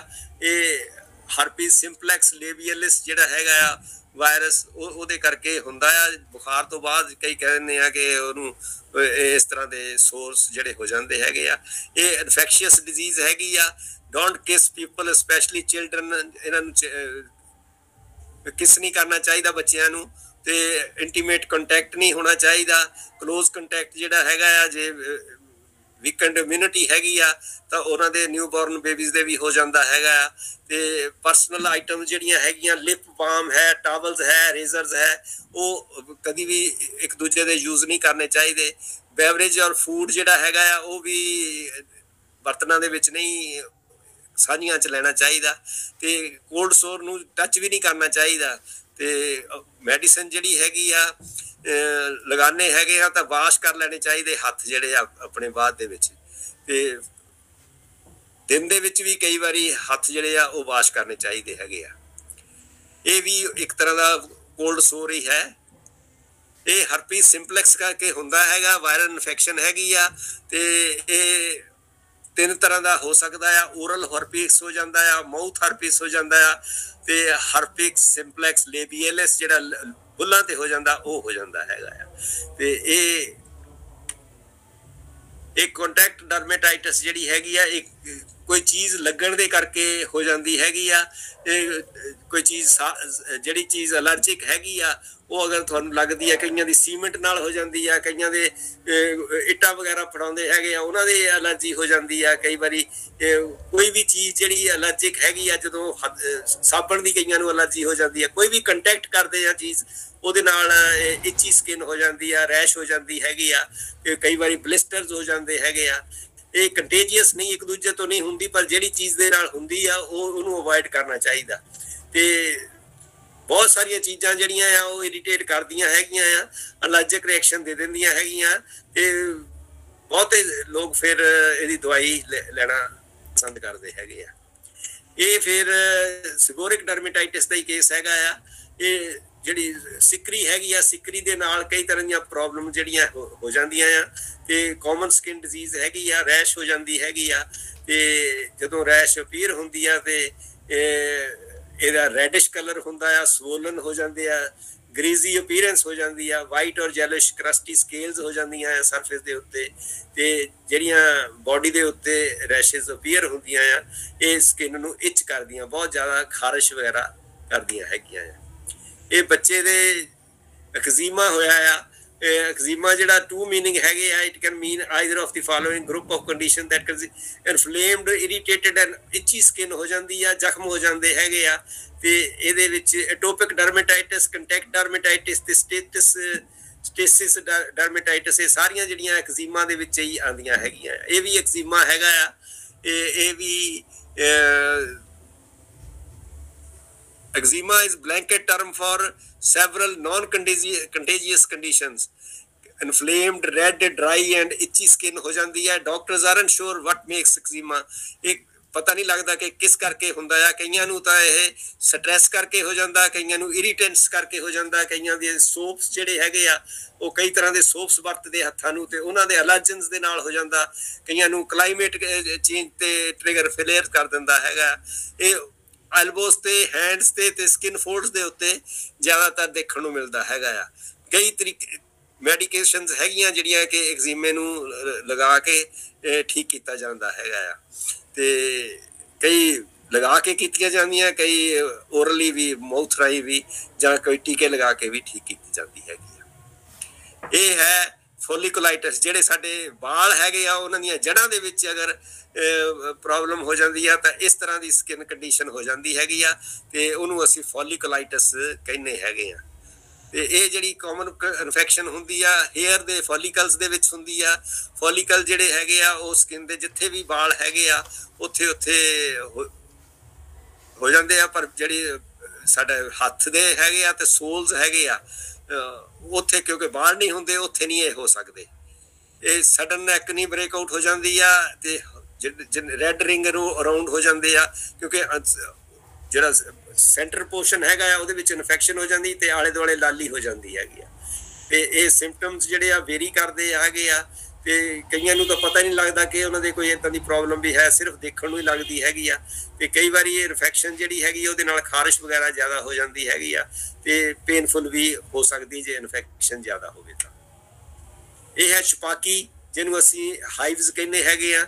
ਆਹ ਵੀ ਛਪਾਕੀ ਦੀ ਸ਼ਕਲ ਹੈਗੀ ਆ। ਔਰ ਇਹ ਹਾਈਵਜ਼ ਜਿਹੜੀਆਂ ਹੈਗੀਆਂ ਇਹ ਅਲਰਜਿਕ ਕੰਡੀਸ਼ਨਸ ਹੈਗੀਆਂ। ਇਹ ਹਾਰਮਲੈਸ ਹੈ, ਵੈਸੇ ਟੈਂਪਰੇਰੀ ਹੈ। ਤੇ ਕਈਆਂ ਦੇ ਤਾਂ ਇਹ ਜਿਹੜੀ ਛਪਾਕੀ ਦਾ ਅਟੈਕ ਹੈਗਾ ਥੋੜੇ ਮਿੰਟਾਂ ਲਈ ਹੁੰਦਾ ਤੇ ਕਈਆਂ ਦੇ ਥੋੜੇ ਘੰਟਿਆਂ ਲਈ। ਜਿਹੜੀਆਂ ਜ਼ਿਆਦਾਤਰ ਛਪਾਕੀ ਹੈਗੀ ਆ ਉਹ 24 ਘੰਟਿਆਂ ਦੇ ਵਿੱਚ ਖਤਮ ਹੋ ਜਾਂਦੀ ਹੈਗੀ ਆ। ਤੇ ਇਹ ਕਈਆਂ ਨੂੰ ਇੱਕ ਵਾਰੀ ਹੋਈ ਹੈ ਛਪਾਕੀ ਤੇ ਦੁਬਾਰਾ ਫਿਰ ਡਿਫਰੈਂਟ ਏਰੀਆਜ਼ ਦੇ ਵਿੱਚ ਦੁਬਾਰਾ ਹੋ ਸਕਦੀ ਹੈਗੀ ਆ। ਤੇ ਕਈਆਂ ਨੂੰ ਕੁਛ ਦਿਨਾਂ ਲਈ ਹੋ ਜਾਂਦੀ ਤੇ ਕਈਆਂ ਨੂੰ ਕੁਛ ਹਫ਼ਤਿਆਂ ਲਈ ਵੀ ਹੋ ਜਾਂਦੀ ਹੈ। ਤੇ ਇਹ ਜਿਹੜੀ ਹੈਗੀ ਆ ਅਗਰ 6 ਵੀਕਸ ਤੋਂ ਜ਼ਿਆਦਾ ਹੁੰਦੀ ਆ ਤੇ ਉਹਨੂੰ ਅਸੀਂ ਕਰੋਨਿਕ ਛਪਾਕੀ ਦਾ ਨਾਂ ਦਿੰਦੇ ਹੈਗੇ ਆ। ਇਹ ਹੈ ਇੰਪੈਟੀਗੋ ਵੀ ਇੱਕ ਤਰ੍ਹਾਂ ਦੀ ਇਨਫੈਕਸ਼ਨ ਹੈਗੀ ਆ। ਜਿਹੜੀ ਸਕਿਨ ਇਨਫੈਕਸ਼ਨ ਹੈਗੀ ਆ ਚਿਲਡਰਨ ਦੇ ਵਿੱਚ ਹੁੰਦੀ ਆ ਬੈਕਟੀਰੀਆ ਦੇ ਥਰੂ ਔਰ ਬਹੁਤ ਕੰਟੇਜੀਅਸ ਹੈ, ਇੱਕ ਦੂਜੇ ਤੋਂ ਹੋ ਜਾਂਦੀ ਆ। ਇਹ ਕਈ ਵਾਰੀ ਅਡਲਟਸ ਦੇ ਵਿੱਚ ਵੀ ਹੋ ਜਾਂਦੀ ਆ ਔਰ ਉਹਨੂੰ ਨਾਈ ਦੇ ਬਲੇਡ ਤੋਂ ਕਈ ਵਾਰੀ ਇੱਕ ਦੂਜੇ ਨੂੰ ਹੋ ਜਾਂਦੀ ਹੈਗੀ ਆ। ਤੇ ਰੈਸਲਰ ਜਿਹੜੇ ਹੈ, ਫੁੱਟਬਾਲ ਪਲੇਅਰਸ ਹੈਗੇ ਆ, ਉਹ ਇਸ ਤਰ੍ਹਾਂ ਇਹਨੂੰ ਇੱਕ ਦੂਜੇ ਤੋਂ ਗ੍ਰਹਿਣ ਕਰ ਲੈਂਦੇ ਹੈਗੇ ਆ। ਇਹ ਹੈ ਕਿਲੋਇਡਸ ਜਿਹੜੇ ਹੈਗੇ ਆ ਇਹ ਹਾਈਪਰਟ੍ਰੋਫੀਡ ਸਕਾਰ ਹੈ। ਜਿਸ ਤਰ੍ਹਾਂ ਸਕਾਰ ਬਣਿਆ ਆ ਇਸ ਤਰ੍ਹਾਂ ਦਾ ਇਹ ਸਕਾਰ ਜਿਹੜਾ ਹੈਗਾ ਆ ਇਹ ਹਾਈਪਰਟ੍ਰੋਫੀ ਹੋ ਗਿਆ। ਕੋਈ ਵੀ ਸਕਾਰ ਜਿਹੜਾ ਕੋਈ ਜ਼ਖਮ ਹੋਇਆ ਪਹਿਲਾਂ ਔਰ ਬਾਅਦ ਦੇ ਵਿੱਚ ਉਹ ਉੱਥੇ ਰੇਜ਼ਡ ਸਕਾਰ ਹੋ ਜਾਂਦਾ, ਹਾਈਪਰਟ੍ਰੋਫੀਡ ਸਕਾਰ ਕਹਿੰਦੇ ਅਸੀਂ। ਕਿਲੋਇਡਸ ਹੈਗੇ ਆ ਔਰ ਉਹ ਦੇਖਣ ਨੂੰ ਬਹੁਤ ਭੈੜੇ ਲੱਗਦੇ ਹੈਗੇ ਆ ਤੇ ਕਈ ਵਾਰੀ ਉਹਦੇ ਵਿੱਚ ਖਾਰਿਸ਼ ਹੋਣ ਲੱਗ ਪੈਂਦੀ ਹੈਗੀ ਆ ਤੇ ਕਈ ਵਾਰੀ ਉਹਦੇ ਵਿੱਚ ਦਰਦ ਵੀ ਹੁੰਦਾ ਹੈਗਾ ਆ। ਜੇ ਕੱਟ ਬਰਨ ਔਰ ਸਵੀਅਰ ਐਕਨੀ ਹੈ ਉਹ ਵੀ ਜਾਂ ਕਈ ਵਾਰੀ ਤੁਸੀਂ ਕੋਈ ਜ਼ਖਮ ਹੈਗਾ ਜਾਂ ਕੋਈ ਫਿੰਸੀ ਫੋੜਾ ਹੈਗਾ ਉਹਨੂੰ ਪ੍ਰਿਕ ਕੀਤਾ ਹੈਗਾ ਤਾਂ ਉਹ ਤੋਂ ਵੀ ਕਲੋਇਡ ਬਣ ਜਾਂਦਾ ਹੈਗਾ ਆ। ਜਾਂ ਕਈ ਵਾਰੀ ਕੰਨ ਜਿਹੜੇ ਪੀਰਸ ਕੀਤੇ ਹੈ ਉਹਦੇ ਤੇ ਟੈਟੂ ਲਗਾਇਆ ਆ, ਟੈਟੂ ਦੀ ਜਗ੍ਹਾ ਦੇ ਉੱਤੇ ਵੀ ਕਲੋਇਡ ਬਣ ਜਾਂਦਾ ਹੈਗਾ ਆ। ਤੇ ਚਿਕਨ ਪੌਕਸ ਜਿਹੜਾ ਹੈਗਾ ਆ ਦੀ ਤਰ੍ਹਾਂ ਹੋ ਜਾਂਦਾ ਹੈਗਾ ਆ। ਸਮਟਾਈਮ ਜਿਹੜਾ ਸਰਜੀਕਲ ਸਕਾਰ ਹੈਗਾ ਆ, ਜਿਹੜਾ ਤੁਸੀਂ ਕੋਈ ਦੀ ਆਪਰੇਸ਼ਨ ਕਰਾਇਆ ਆ ਉਹਦਾ ਸਕਾਰ ਹੈਗਾ ਆ, ਉਹ ਵੀ ਉੱਭਰ ਜਾਂਦਾ ਹੈ ਤੇ ਉੱਭਰ ਕੇ ਵੀ ਉਹ ਇੱਕ ਕਲੋਇਡ ਦੀ ਸ਼ਕਲ ਧਾਰਨ ਕਰ ਲੈਂਦਾ ਹੈਗਾ ਆ। ਇਹ ਹੈ ਕੇਰਾਟੋਸਿਸ ਪਿਲਾਰਿਸ। ਇਹ ਵੀ ਇੱਕ ਕਾਮਨ ਸਕਿਨ ਕੰਡੀਸ਼ਨਸ ਹੈਗੀ ਆ ਜਿਹੜੀ ਕਿ ਬੰਪਸ ਜਿਹੇ ਹੋ ਜਾਂਦੇ ਆ ਸਕਿਨ ਦੇ ਉੱਤੇ। ਇਹ ਬੰਪਸ ਜਿਹੜੇ ਆ ਗੂਜ਼ ਪੰਪ ਦੀ ਤਰ੍ਹਾਂ ਲੱਗਦੇ ਹੈਗੇ ਆ ਤੇ ਪਿੰਪਲਸ ਵਗੈਰਾ ਜਿੱਦਾਂ ਹੁੰਦੇ ਆ ਇਸ ਤਰ੍ਹਾਂ ਹੋ ਜਾਂਦੇ ਆ। ਰਫ ਫੀਲਿੰਗ ਜਿਹੀ ਹੁੰਦੀ ਹੈਗੀ ਆ, ਡੈਡ ਸਕਿਨ ਜਿਹੜੀ ਆ ਉਹ ਬੰਪਸ ਦੇ ਵਿੱਚ ਆ ਜਾਂਦੀ ਹੈਗੀ ਆ। ਔਰ ਪਲੱਗ ਜਿਹੜੇ ਹੈਗੇ ਆ ਅਪਰ ਆਰਮਸ ਤੇ ਥਾਈ ਦੇ ਉੱਤੇ ਅਪੀਅਰ ਹੁੰਦੇ ਆ ਤੇ ਬੱਚਿਆਂ ਦੇ ਵਿੱਚ ਵੀ ਇਹ ਹੋ ਸਕਦੇ ਹੈਗੇ ਆ। ਇਹ ਹੈ ਲਿਚਨ ਪਲੈਨਸ। ਇਹ ਲਿਚਨ ਪਲੈਨਸ ਜਿਹੜੀ ਹੈਗੀ ਆ ਇਹ ਬਹੁਤਿਆਂ ਲੋਕਾਂ ਦੇ ਵਿੱਚ ਹੁੰਦੀ ਹੈਗੀ ਆ। ਇਹ ਕਈਆਂ ਪਾਰਟਸ ਦੇ ਵਿੱਚ ਹੋ ਜਾਂਦੀ ਹੈਗੀ ਆ। ਇਹ ਸਕਿਨ ਦੇ ਇਨਸਾਈਡ ਮਾਊਥ ਵੀ ਹੋ ਜਾਂਦੀ ਆ ਤੇ ਸਕਿਨ ਤੇ ਵੀ ਹੋ ਜਾਂਦੀ ਆ ਤੇ ਇਹ ਦੋਨੇ ਜਗ੍ਹਾ ਤੇ ਵੀ ਹੋ ਸਕਦੀ ਹੈਗੀ ਆ। ਤੇ ਇਹ ਜਿਹੜੇ ਲੋਕਾਂ ਦੇ ਫਿੰਗਰ ਨੇਲ ਹੈਗੇ ਆ ਜਾਂ ਟੋ ਨੇਲਸ ਹੈਗੇ ਆ ਉਹਨਾਂ ਦੇ ਵਿੱਚ ਵੀ ਇਹ ਹੋ ਸਕਦੀ ਹੈਗੀ ਆ।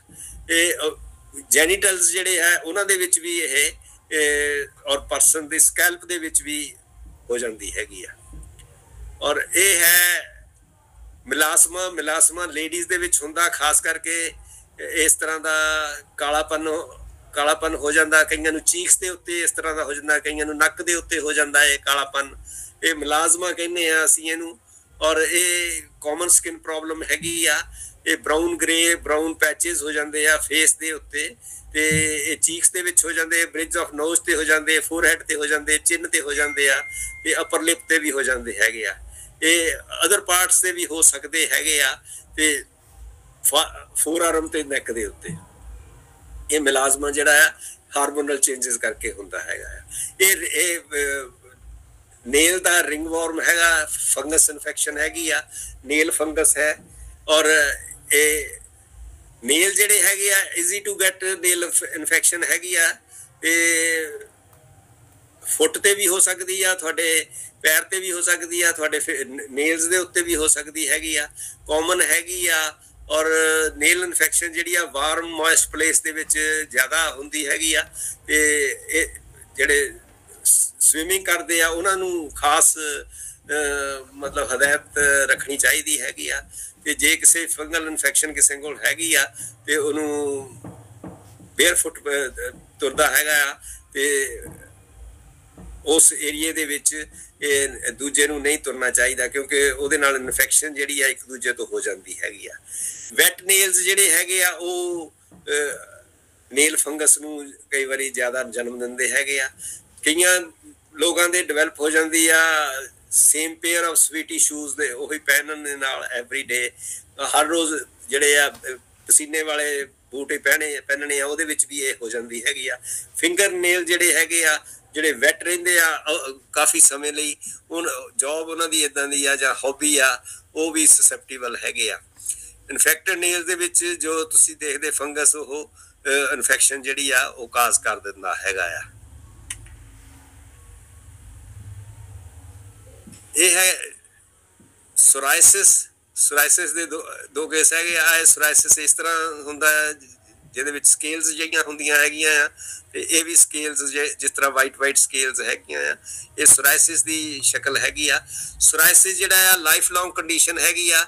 Help this patient live well with psoriasis. Psoriasis ਜਿਹੜਾ ਆ ਫਰੈਂਡਲੀ ਸਕਿਨ ਕੇਅਰ ਹੋਣੀ ਚਾਹੀਦੀ ਹੈਗੀ ਆ। ਟ੍ਰਿਗਰਸ ਜਿਹੜੇ ਕਈ ਵਾਰੀ ਸੋਰਾਇਸਿਸ ਨੂੰ ਜਨਮ ਦਿੰਦੇ ਆ ਉਹ ਨਹੀਂ ਕਰਨੇ ਚਾਹੀਦੇ।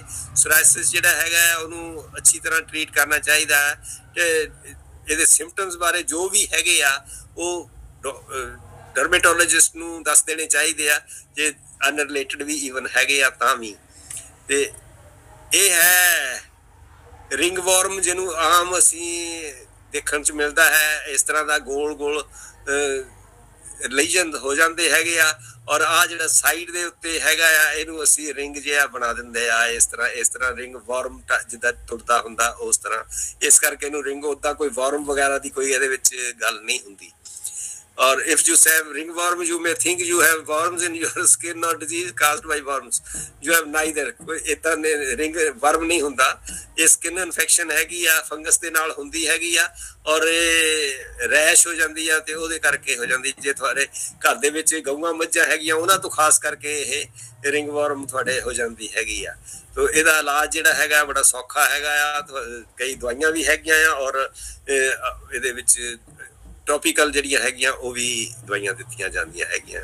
ਟੀਨੀਆ ਵਰਸੀਕੋਲਰ, ਜਿਹੜਾ ਪਸੀਨਾ ਜਦੋਂ ਸਾਨੂੰ ਬਹੁਤ ਆਉਂਦਾ ਹੈਗਾ ਆ, ਉਹਦੇ ਵਿੱਚ ਇਸ ਤਰ੍ਹਾਂ ਦੇ ਧੱਬੇ ਜਿਹੜੇ ਹੈਗੇ ਆ ਸਕਿਨ ਦੇ, ਵੈਸੇ ਤਾਂ ਇਹ ਮਤਲਬ ਯੀਸਟ ਜਿਹੜਾ ਹੈ ਉਹ ਹੋ ਜਾਂਦਾ ਹੈਗਾ ਸਕਿਨ ਦੇ ਪਸੀਨੇ ਵਿੱਚ, ਤੇ ਕੋਈ ਇੰਨੀ ਖਾਸ ਇਹਦੀ ਪ੍ਰੋਬਲਮ ਨਹੀਂ ਹੁੰਦੀ, ਪਰ ਦੇਖਣ ਨੂੰ ਭੈੜਾ ਲੱਗਦਾ ਹੈਗਾ ਆ, ਤੇ ਇਹਦੀ ਦਵਾਈ ਵੀ ਹੁੰਦੀ ਆ। ਔਰ ਇਹ ਜਿੱਥੇ ਜ਼ਿਆਦਾ ਪਸੀਨਾ ਵਗੈਰਾ ਆਉਂਦਾ ਆ ਉੱਥੇ, ਔਰ ਅਗਰ ਅਸੀਂ ਇਹਨੂੰ ਧੁੱਪ ਦੇ ਵਿੱਚ ਰੱਖੀਏ ਤੇ ਸਕਿਨ ਨੂੰ, ਤਾਂ ਉਹਦੇ ਵਿੱਚ ਇਹ ਖਤਮ ਵੀ ਹੋ ਜਾਂਦਾ ਹੈਗਾ ਆ, ਕੋਈ ਇੰਨੀ ਇਹਦੀ ਜ਼ਿਆਦਾ ਤਕਲੀਫ ਨਹੀਂ ਹੁੰਦੀ।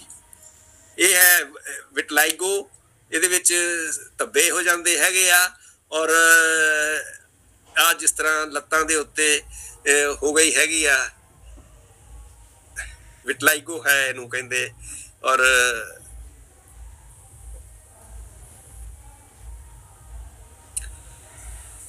ਇਹਦੇ ਵਿੱਚ ਜਿਹੜਾ ਕਲਰ ਹੈਗਾ, ਨੈਚੁਰਲ ਕਲਰ ਹੈਗਾ ਆ, ਉਹ ਲੂਜ਼ ਹੋ ਜਾਂਦਾ ਆ, ਮੈਲਾਨਿਨ ਜਿਹੜੇ ਹੈਗੇ ਆ ਪਿਗਮੈਂਟ ਉਹ ਖਤਮ ਹੋ ਜਾਂਦਾ, ਲਾਈਟਰ ਸਕਿਨ ਅਪੀਅਰ ਹੋ ਜਾਂਦੀ ਹੈਗੀ ਆ, ਪੈਚਿਸ ਹੋ ਜਾਂਦੇ ਹੈਗੇ ਆ, ਤੇ ਕਲਰ ਜਿਹੜਾ ਹੈਗਾ ਆ ਉਹ ਖਤਮ ਹੋ ਜਾਂਦਾ ਹੈਗਾ।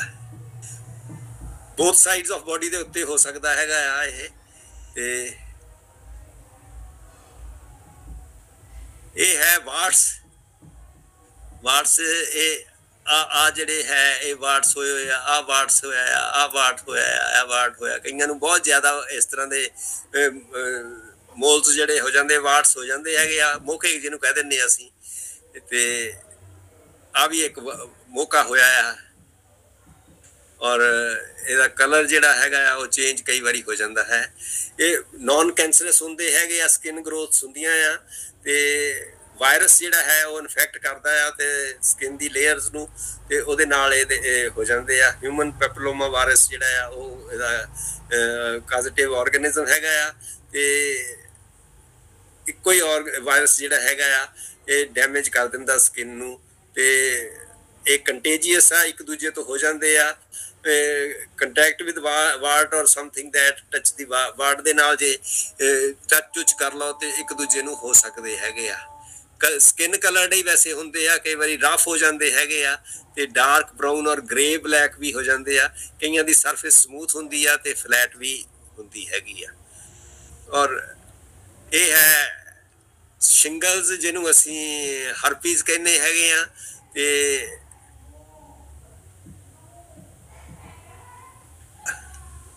ਰੇਜ਼ਡ ਡਾਟਸ ਤੇ ਟਰਨਸ, ਜਿਹੜੇ ਪੇਨਫੁਲ ਬਲਿਸਟਰਸ ਜਿਹੜੇ ਹੋ ਜਾਂਦੇ ਆ, ਜਿੱਦਾਂ ਸ਼ਿੰਗਲਸ ਜਾਂ ਜਿਹਨੂੰ ਕਹਿੰਦੇ ਜਨਊ ਵਗੈਰਾ ਕਹਿ ਦਿੰਦੇ ਆ ਅਸੀਂ, ਸਕਿਨ ਬਰਨ ਇਚ ਕਰਦੇ ਹੈ, ਟਿੰਗਲ ਕਰਦੇ ਹੈ, ਸੈਂਸਿਟਿਵ ਬਹੁਤ ਹੁੰਦੇ ਆ।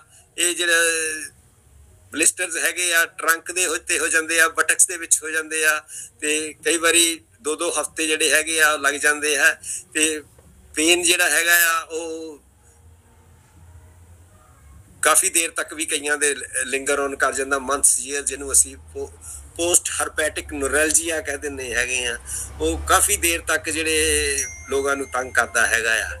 ਤੇ ਕਰੀਮਸ ਤੇ ਸਕਿਨ ਐਂਟੀਵਾਇਰਲ ਡਰੱਗ, ਸਟੀਰੋਇਡ ਜਿਹੜੇ ਆ, ਐਂਟੀ ਡਿਪਰੈਸੈਂਟਸ, ਉਹ ਅਸੀਂ ਯੂਜ਼ ਕਰਦੇ ਆ, ਉਹਦੇ ਵਿੱਚ ਇਹਦੇ ਨਾਲ ਠੀਕ ਹੋ ਜਾਂਦਾ। ਤੇ ਅਗਰ ਅਰਲੀ ਇਹਨੂੰ ਟਰੀਟ ਕਰ ਲਓ ਤਾਂ ਬਹੁਤ ਵਧੀਆ ਆ, ਜੇ ਕੋਈ ਲੇਟ ਹੋਵੇ ਤਾਂ ਫਿਰ ਥੋੜੀ ਪ੍ਰੋਬਲਮ ਹੋ ਜਾਂਦੀ ਹੈਗੀ ਆ। ਇਹ ਹੈ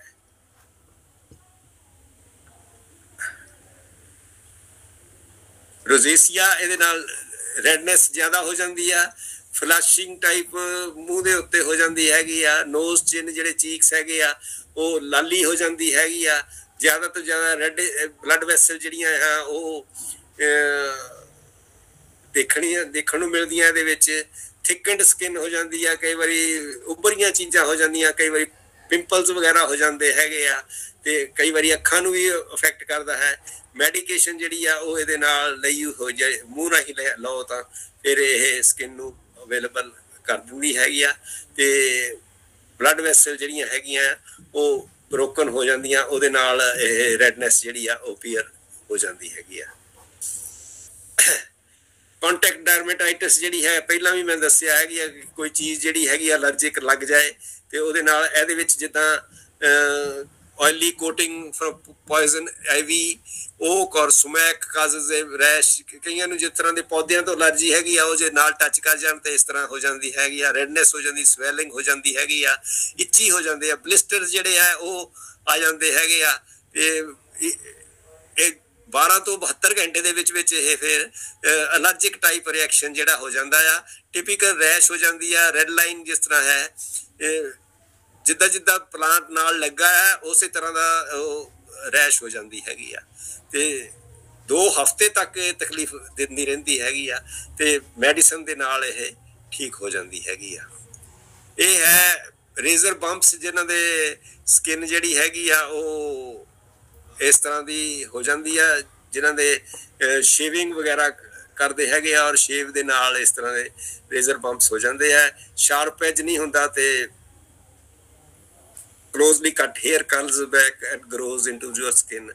ਇਹ ਇਰੀਟੇਸ਼ਨ ਕਰਦੇ, ਪਿੰਪਲਸ ਹੋ ਜਾਂਦੇ ਆ, ਸਕਾਰਸ ਬਣ ਜਾਂਦੇ ਹੈਗੇ ਆ, ਤੇ ਹੌਟ ਸ਼ਾਵਰ ਸ਼ੇਵ ਤੋਂ ਪਹਿਲਾਂ ਲੈਣਾ, ਨਰਮ ਕਰ ਲੈਣਾ ਚਾਹੀਦਾ ਹੈ।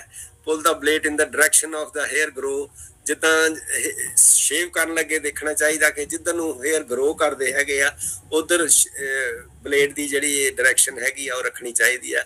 ਸਟਰੈਚ ਨਹੀਂ ਬਹੁਤਾ ਕਰਨਾ ਚਾਹੀਦਾ ਸਕਿਨ ਨੂੰ, ਤੇ ਜਦੋਂ ਤੁਸੀਂ ਰੇਜ਼ਰ ਲਗਾਉਂਦੇ ਹੈਗੇ ਆ, ਸ਼ੇਵਿੰਗ ਕਰੀਮ ਜਾਂ ਫੋਮ ਜਿਹੜੀ ਹੈਗੀ ਆ ਉਹ ਅਗਰ ਪਹਿਲਾਂ ਲਗਾ ਲਓ ਤੇ ਉਹਦੇ ਨਾਲ ਨਰਮ ਹੋ ਜਾਂਦਾ ਆ, ਤੇ ਫਿਰ ਇਸ ਤਰ੍ਹਾਂ ਦੇ ਬੰਪਸ ਜਿਹੜੇ ਆ ਉਹ ਬਣਨੋਂ ਹਟ ਜਾਂਦੇ ਹੈਗੇ ਆ।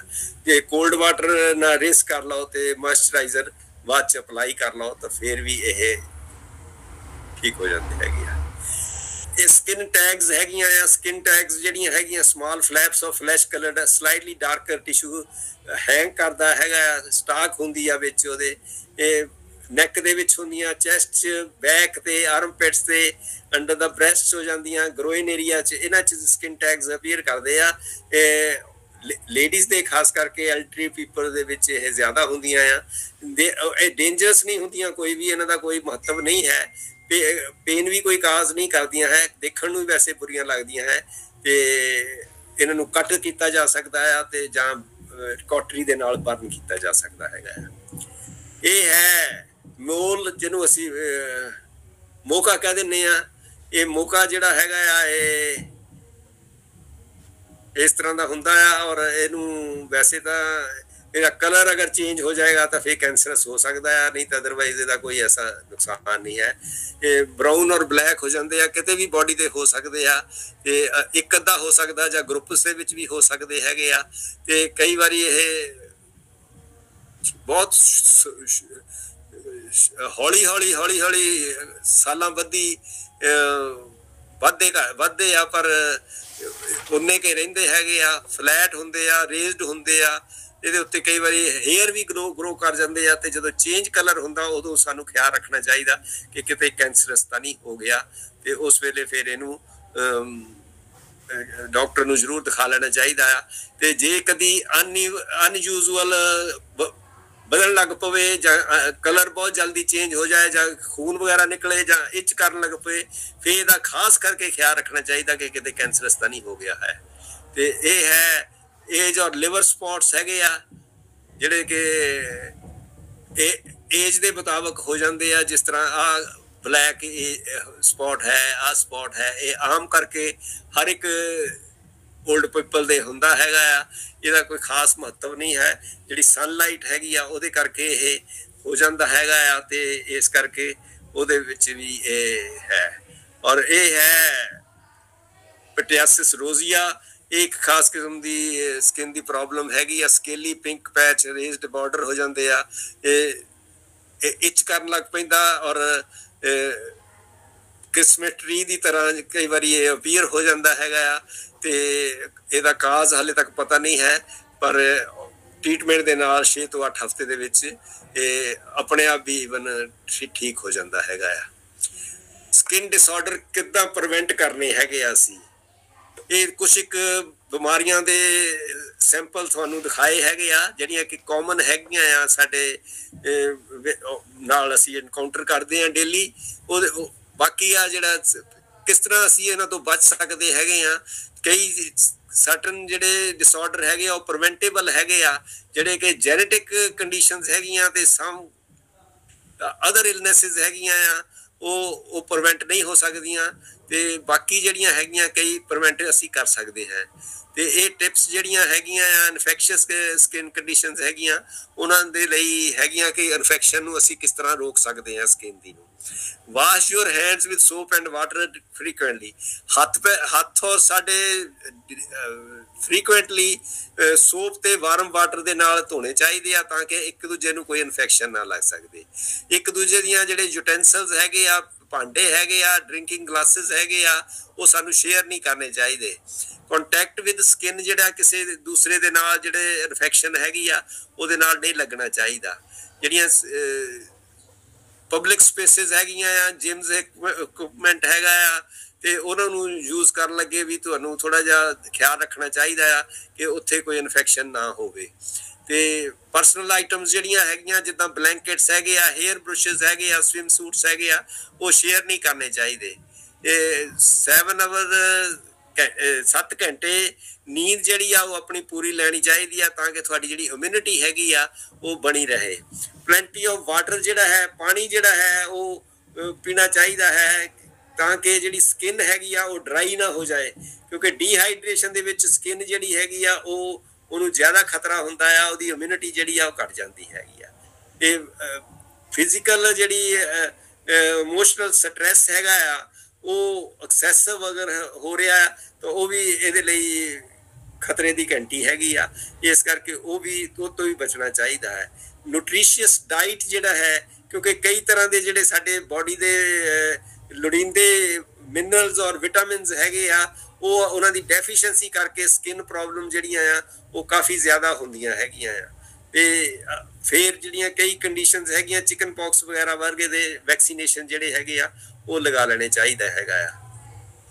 ਸਕਿਨ ਡਿਸਆਰਡਰ ਟ੍ਰੀਟ ਕਿੱਦਾਂ ਕਰਨੇ ਹੈਗੇ ਆ, ਕਈ ਜਿਹੜੇ ਡਿਸਆਰਡਰ ਹੈਗੇ ਆ ਉਹ ਟ੍ਰੀਟੇਬਲ ਹੈਗੇ ਆ, ਉਹਨਾਂ ਦੀ ਐਂਟੀ ਹਿਸਟਾਮਿਨਿਕਸ ਜਿਹੜੇ ਹੈਗੇ ਆ, ਐਂਟੀ ਅਲਰਜਿਕ ਦਵਾਈਆਂ ਹੈਗੀਆਂ ਆ, ਕਰੀਮਸ ਆ, ਆਇੰਟਮੈਂਟਸ ਹੈਗੇ ਆ, ਐਂਟੀਬਾਇਓਟਿਕਸ ਹੈਗੇ ਆ, ਕਈ ਵਿਟਾਮਿਨਸ ਔਰ ਸਟੀਰੋਇਡ ਇੰਜੈਕਸ਼ਨਸ ਹੈਗੇ ਆ, ਲੇਜ਼ਰ ਥੈਰੇਪੀ ਹੈਗੀ ਆ ਤੇ ਇਹ ਸਾਰੀਆਂ ਪ੍ਰੈਸਕ੍ਰਿਪਸ਼ਨ ਦੇ ਨਾਲ ਤੁਹਾਨੂੰ ਮੈਡੀਕੇਸ਼ਨ ਮਿਲ ਜਾਂਦੀਆਂ ਹੈਗੀਆਂ। ਤੇ ਬਹੁਤ ਸਾਰੇ ਸਕਿਨ ਡਿਸਆਰਡਰਸ ਹੈਗੇ ਆ ਜਿਹੜੇ ਕਿ ਟ੍ਰੀਟਮੈਂਟ ਦੇ ਨਾਲ ਰਿਸਪੌਂਡ ਨਹੀਂ ਕਰਦੇ। ਕਈ ਕੰਡੀਸ਼ਨਸ ਹੈਗੀਆਂ ਜਿਹੜੀਆਂ ਕਿ ਟ੍ਰੀਟਮੈਂਟ ਚੱਲ ਜਾਂਦੀਆਂ ਪਰ ਕਈ ਨਹੀਂ ਜਾਂਦੇ।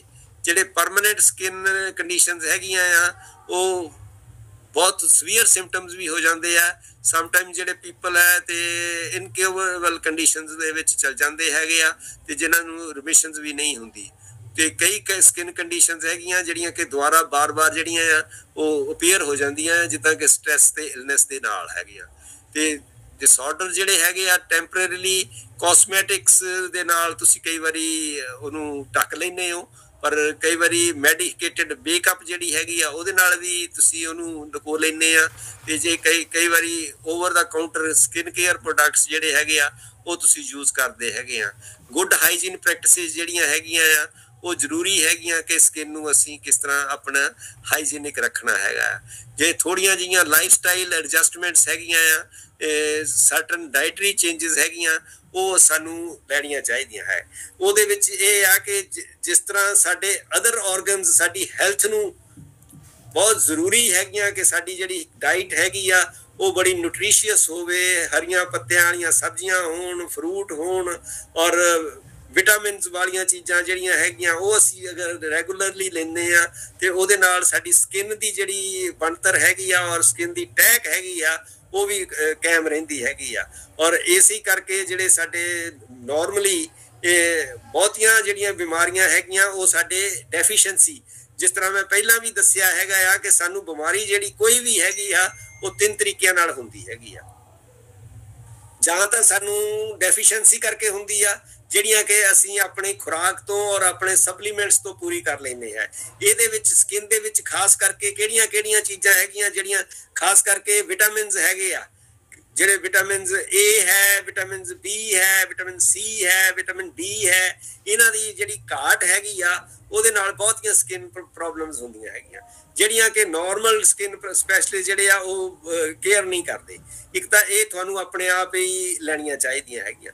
ਫਿਰ ਕਈ ਮਿਨਰਲਸ ਹੈਗੇ ਆ, ਜਿੱਦਾਂ ਜ਼ਿੰਕ ਹੈ, ਮੈਗਨੀਸ਼ੀਅਮ ਹੈ, ਸੈਲੀਨੀਅਮ ਹੈ, ਇਸ ਤਰ੍ਹਾਂ ਦੇ ਜਿਹੜੇ ਮਤਲਬ ਮਿਨਰਲਸ ਹੈਗੇ ਆ ਉਹ ਵੀ ਤੁਹਾਨੂੰ ਆਪਣੇ ਪੂਰੀ ਮਕਦਾਰ ਦੇ ਵਿੱਚ ਲੈਣੇ ਚਾਹੀਦੇ ਆ, ਤਾਂ ਕਿ ਸਕਿਨ ਪ੍ਰੋਬਲਮ ਜਿਹੜੀਆਂ ਨਾ ਹੋਣ। ਕਈ ਵਾਰੀ ਹੋਰ ਕਈ ਫਰੂਟਸ ਵਗੈਰਾ ਹੈਗੇ ਆ ਜਿਹੜੇ ਫਾਈਟੋ ਨਿਊਟ੍ਰੀਐਂਟਸ ਹੈਗੇ ਆ, ਉਹ ਵੀ ਸਕਿਨ ਦੇ ਲਈ ਬਹੁਤ ਵਧੀਆ ਹੁੰਦੇ ਹੈਗੇ ਆ। ਫਿਰ ਦੂਜੀ ਚੀਜ਼ ਜਿਹੜੀ ਹੈਗੀ ਆ ਡੈਫੀਸ਼ੀਐਂਸੀ ਤੋਂ ਬਿਨਾਂ, ਉਹ ਹੈ ਟੌਕਸੀਮੀਆ। ਸਾਨੂੰ ਆਪਣੀ ਖੁਰਾਕ ਜਿਹੜੀ ਹੈਗੀ ਆ ਉਹ ਬਹੁਤ ਹੀ ਚੁਣ ਕੇ ਲੈਣੀ ਚਾਹੀਦੀ ਹੈਗੀ ਆ। ਜਿਸ ਤਰ੍ਹਾਂ ਕਿ ਬਾਹਰੋਂ ਸਾਨੂੰ ਖਾਣਾ ਨਹੀਂ ਖਾਣਾ ਚਾਹੀਦਾ, ਜ਼ਿਆਦਾ ਜਿਹੜੀ ਹੈਗੀ ਆ ਗਲਤ ਡਾਈਟ ਜਿਹੜੀ ਆ ਉਹ ਬਿਲਕੁਲ ਅਵੋਇਡ ਕਰਨੀ ਚਾਹੀਦੀ ਹੈਗੀ ਆ। ਘਰ ਦੀ ਜਿਹੜੀ ਸਾਫ਼ ਸੁਥਰੀ ਖੁਰਾਕ ਹੈਗੀ ਆ ਉਹ ਲੈਣੀ ਚਾਹੀਦੀ ਆ, ਉਹ ਸਕਿਨ ਦੇ ਲਈ ਬਹੁਤ ਫਾਇਦੇਮੰਦ ਹੋ ਸਕਦੀ ਹੈਗੀ ਆ। ਫਿਰ ਸਾਡੇ ਤੀਜਾ ਹੈਗਾ ਸਟ੍ਰੈਸ। ਸਟ੍ਰੈਸ ਦੇ ਲਈ ਸਾਡਾ ਜਿਹੜਾ ਮਾਈਂਡ ਸੈਟ ਹੈਗਾ ਆ ਉਹਨੂੰ ਸਾਨੂੰ ਠੀਕ ਕਰਨਾ ਚਾਹੀਦਾ। ਅਗਰ ਸਾਡੇ ਮਾਈਂਡ ਦੇ ਵਿੱਚ ਨੈਗੇਟਿਵਿਟੀ ਭਰੀ ਹੋਈ ਹੈਗੀ ਆ ਤਾਂ ਨੈਚੁਰਲੀ ਸਾਡੀ ਸਕਿਨ ਦੇ ਉੱਤੇ ਵੀ ਅਸਰ ਆ, ਸਾਡੀ ਹੈਲਥ ਦੇ ਉੱਤੇ ਵੀ ਅਸਰ ਹੈਗੀ ਆ, ਔਰ ਸਾਡੇ ਜਿਹੜੇ ਬਾਡੀ ਆਰਗਨਸ ਹੈਗੇ ਆ ਸਾਰੇ ਉਹਨਾਂ ਦੇ ਉੱਤੇ ਵੀ ਅਸਰ ਹੋਏਗਾ। ਹਮੇਸ਼ਾ ਪੋਜ਼ਿਟਿਵ ਰਹਿਣਾ ਚਾਹੀਦਾ ਹੈਗਾ ਆ, ਔਰ ਉਹਦੇ ਨਾਲ ਮੈਡੀਟੇਸ਼ਨ ਵਗੈਰਾ ਔਰ ਪ੍ਰੋਪਰ ਸਲੀਪ ਜਿਹੜੀ ਹੈ ਉਹ ਬੜੀ ਇੰਪੋਰਟੈਂਟ ਹੈਗੀ ਆ। ਰੈਗੂਲਰ ਐਕਸਰਸਾਈਜ਼ ਬਹੁਤ ਇੰਪੋਰਟੈਂਟ ਹੈਗੀ ਆ। ਇਸ ਤਰ੍ਹਾਂ ਜੇ ਮੂਵਿੰਗ ਜਿਹੜੀ ਬਾਡੀ ਹੈਗੀ ਆ ਉਹਦੇ ਵਿੱਚ ਤੁਹਾਡੀ ਸਕਿਨ ਨੂੰ ਵੀ ਪੂਰੀ ਮਿਲਦੀ ਹੈਗੀ ਆ, ਮਤਲਬ ਨਿਊਟ੍ਰੀਸ਼ਨ ਮਿਲਦਾ ਹੈਗਾ ਆ, ਔਰ ਤੁਹਾਡੀ ਬਾਡੀ ਨੂੰ ਵੀ ਐਜ਼ ਏ ਹੋਲ ਵੀ ਸਾਰਾ ਵਧੀਆ ਬਲੱਡ ਸਪਲਾਈ ਹੁੰਦੀ ਹੈਗੀ ਆ। ਸੋ ਇਸ ਕਰਕੇ ਇਹਨਾਂ ਕੁਛ ਇੱਕ ਚੀਜ਼ਾਂ ਦਾ ਜਿਹੜਾ ਆ ਉਹ ਖਿਆਲ ਰੱਖਣਾ ਬਹੁਤ ਜ਼ਰੂਰੀ ਆ। ਜੇ ਤੁਸੀਂ ਇਹਨਾਂ ਚੀਜ਼ਾਂ ਦਾ ਖਿਆਲ ਰੱਖੋਗੇ ਤੁਸੀਂ ਆਪਣੀ ਸਕਿਨ ਨੂੰ ਵੀ ਬਚਾ ਸਕੋਗੇ ਔਰ ਆਪਣੀ ਬਾਡੀ ਨੂੰ ਵੀ ਬਚਾ ਸਕੋਗੇ। ਇਹ ਇੰਨੀਆਂ ਕੁ ਚੀਜ਼ਾਂ ਸੀਗੀਆਂ, ਇਹਦੇ ਨਾਲ ਮੈਂ ਸਮਾਪਤ ਕਰਦਾ। Thank you very much.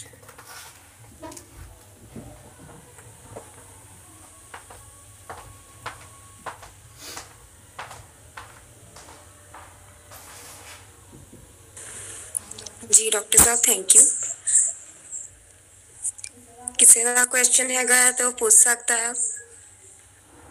Doctor ਸਾਹਿਬ ਇੱਕ ਮੇਰਾ ਕੁਐਸਚਨ ਹੈਗਾ ਆ ਕਿ ਜਿਵੇਂ ਕਿ ਸਕਿਨ ਦੇ ਰੈਸ਼ਿਜ਼ ਹੋ ਜਾਂਦੇ ਆ ਰੈਡ ਕਲਰ ਦੇ, ਤੇ ਇਹਨਾਂ ਵਾਸਤੇ ਮਤਲਬ ਕਿ ਕੀ ਕਰਨਾ ਚਾਹੀਦਾ ਸਾਨੂੰ?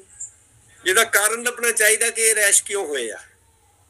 ਠੀਕ ਹੈ। ਇੱਕ ਤਾਂ ਰੈਸ਼ ਹੈ ਜਿੱਦਾਂ ਛਪਾਕੀ ਹੋ ਜਾਂਦੀ ਆ ਜੀ, ਇੱਕ ਰੈਸ਼ ਹੈ ਜਿੱਦਾਂ ਮੀਜ਼ਲਸ ਦੇ ਰੈਸ਼ ਹੋ ਜਾਂਦੇ ਹੈਗੇ ਆ ਜੀ, ਇੱਕ ਰੈਸ਼ ਹੈਗੇ ਆ ਟੋਪਿਕ ਡਰਮੇਟਾਈਟਿਸ ਹੈ, ਇੱਕ ਹੈਗੀ ਆ ਕੰਟੈਕਟ ਡਰਮੇਟਾਈਟਿਸ ਹੈ। ਇਹ ਸਾਨੂੰ ਕਾਰਨ ਲੱਭਣਾ ਪੈਣਾ ਕਿ ਰੈਸ਼ ਕਿਉਂ ਹੁੰਦੇ ਹੈਗੇ ਆ। ਕੁਝ ਰੈਸ਼ਿਸ ਜਿਵੇਂ ਕਿ ਡਾਕਟਰ ਸਾਹਿਬ ਟਾਈਫਾਈਡ ਤੋਂ ਬਾਅਦ ਜਾਂ ਫੀਵਰ ਜ਼ਿਆਦਾ ਹੋਣ ਤੋਂ ਬਾਅਦ ਕੁਝ ਸਾਡੇ ਹੋ ਜਾਂਦੇ ਆ, ਉਹਨਾਂ ਦਾ ਕੀ ਕਾਰਨ ਹੈ? ਉਹਨਾਂ ਦਾ ਕਾਰਨ ਇਹੀ ਹੈ ਕਿ ਸਾਡੇ ਬਾਡੀ ਦੇ ਵਿੱਚ ਬਹੁਤੀਆਂ ਡੈਫੀਸ਼ੀਐਂਸੀਜ਼ ਹੋ ਜਾਂਦੀਆਂ ਹੈਗੀਆਂ। ਉਹ ਡੈਫੀਸ਼ੀਐਂਸੀਜ਼ ਕਿਉਂਕਿ ਜ਼ਿਆਦਾ ਦੇਰ ਅਸੀਂ ਫਿਰ ਖੁਰਾਕ, ਜਦੋਂ ਬਿਮਾਰ ਵਗੈਰਾ ਹੁੰਦੇ ਆ ਤਾਂ ਸਾਡੀ ਖੁਰਾਕ ਵੀ ਘਟ ਜਾਂਦੀ ਆ ਔਰ ਅਸੀਂ ਸਪਲੀਮੈਂਟਸ ਨਾਲ ਲੈਂਦੇ ਨਹੀਂ ਹੈ। ਇਸ ਕਰਕੇ ਜਿੰਨੇ ਵੀ ਖਾਸ ਕਰਕੇ ਜਿਹੜਾ ਸਾਡਾ ਵਿਟਾਮਿਨ B3 ਹੈਗਾ ਆ ਉਹ ਸਕਿਨ ਦੇ ਲਈ ਬਹੁਤ ਇੰਪੋਰਟੈਂਟ ਹੈਗਾ ਹੈ, ਔਰ ਅਗਰ ਅਸੀਂ ਉਹ ਨਹੀਂ ਲੈਂਦੇ ਤੇ ਪਲੈਗਰਾ ਟਾਈਪ ਸਿੰਪਟਮ ਜਿਹੜੇ ਹੈਗੇ ਆ ਉਹ ਹੋ ਜਾਂਦੇ ਹੈਗੇ ਆ।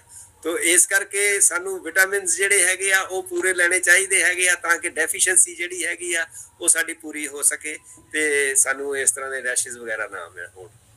ਜੀ ਡਾਕਟਰ ਸਾਹਿਬ ਥੈਂਕ ਯੂ।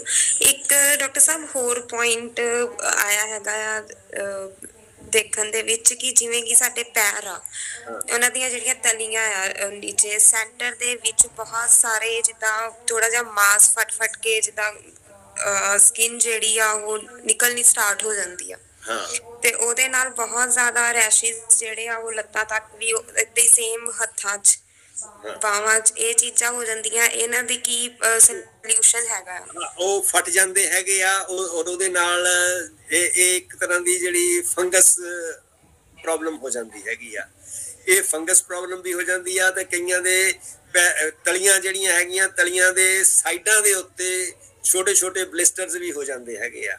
ਉਹ ਫਿਰ ਫਟ ਜਾਂਦੇ ਆ ਤੇ ਫਿਰ ਸਕਿਨ ਵੀ ਲੈ ਜਾਂਦੀ ਆ।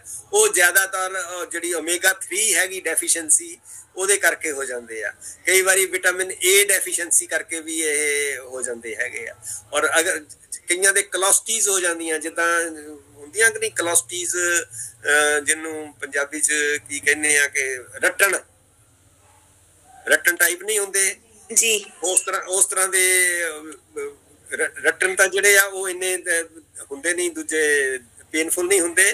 ਅਦਰਵਾਈਜ਼ ਇਹ ਰੱਟਣ ਵਰਗੀਆਂ ਹੀ ਚੀਜ਼ਾਂ ਹੋ ਜਾਂਦੀਆਂ, ਔਰ ਉਹ ਕਲੋਸਟੀਜ਼ ਕਹਿੰਦੇ ਆ ਅਸੀਂ, ਉਹ ਹੋ ਕੇ ਤੇ ਫਿਰ ਉਹ ਦਰਦ ਵੀ ਬਹੁਤ ਕਰਦੀਆਂ। ਉਹ ਵਿਟਾਮਿਨ ਏ ਡੈਫੀਸ਼ੀਐਂਸੀ ਕਰਕੇ ਹੋ ਜਾਂਦੀਆਂ ਹੈਗੀਆਂ ਆ, ਜਾਂ ਕਈ ਵਾਰੀ ਓਮੇਗਾ 3 ਦੀ ਡੈਫੀਸ਼ੀਐਂਸੀ ਕਰਕੇ ਹੋ ਜਾਂਦੀਆਂ ਆ। ਉਹ ਅਸੀਂ ਫੰਗਸ ਦਾ ਵੀ ਇਲਾਜ ਕਰਾ ਲਈਏ ਔਰ ਇਹ ਨਾਲ ਸਪਲੀਮੈਂਟ ਲੈ ਲਈਏ, ਤੇ ਇਹ ਸਾਰੀਆਂ ਪ੍ਰੋਬਲਮਾਂ ਜਿਹੜੀਆਂ ਆ ਉਹ ਠੀਕ ਹੋ ਜਾਣਗੀਆਂ। ਜੀ ਡਾਕਟਰ ਸਾਹਿਬ, ਕਿਉਂਕਿ ਨਾ ਇਹਦੇ ਵਿੱਚ ਬਹੁਤ ਜ਼ਿਆਦਾ ਖਾਰਿਸ਼ ਹੁੰਦੀ ਆ, ਜਿਹਦੇ ਨਾਲ ਕਿ ਕੋਈ ਤੁਸੀਂ ਸ਼ਾਰਪ ਚੀਜ਼ ਆ ਉਹਦੇ ਨਾਲ ਵੀ ਰਗੜ ਸਕਦੇ ਆ ਸਕਿਨ ਨੂੰ, ਤੇ ਸੇਮ ਐਜ਼ ਇਟ ਇਜ਼ ਇਦਾਂ ਹੀ ਬਾਹਾਂ ਤੇ ਇਦਾਂ ਹੀ ਹੱਥਾਂ ਤੇ। ਹਾਂਜੀ, ਉਹ ਐਂਟੀ ਫੰਗਸ ਕਰੀਮ ਵਗੈਰਾ ਜਿਹੜੀ ਆ ਉਹ ਲਗਾਉਣੀ ਚਾਹੀਦੀ ਹੈ ਜੀ।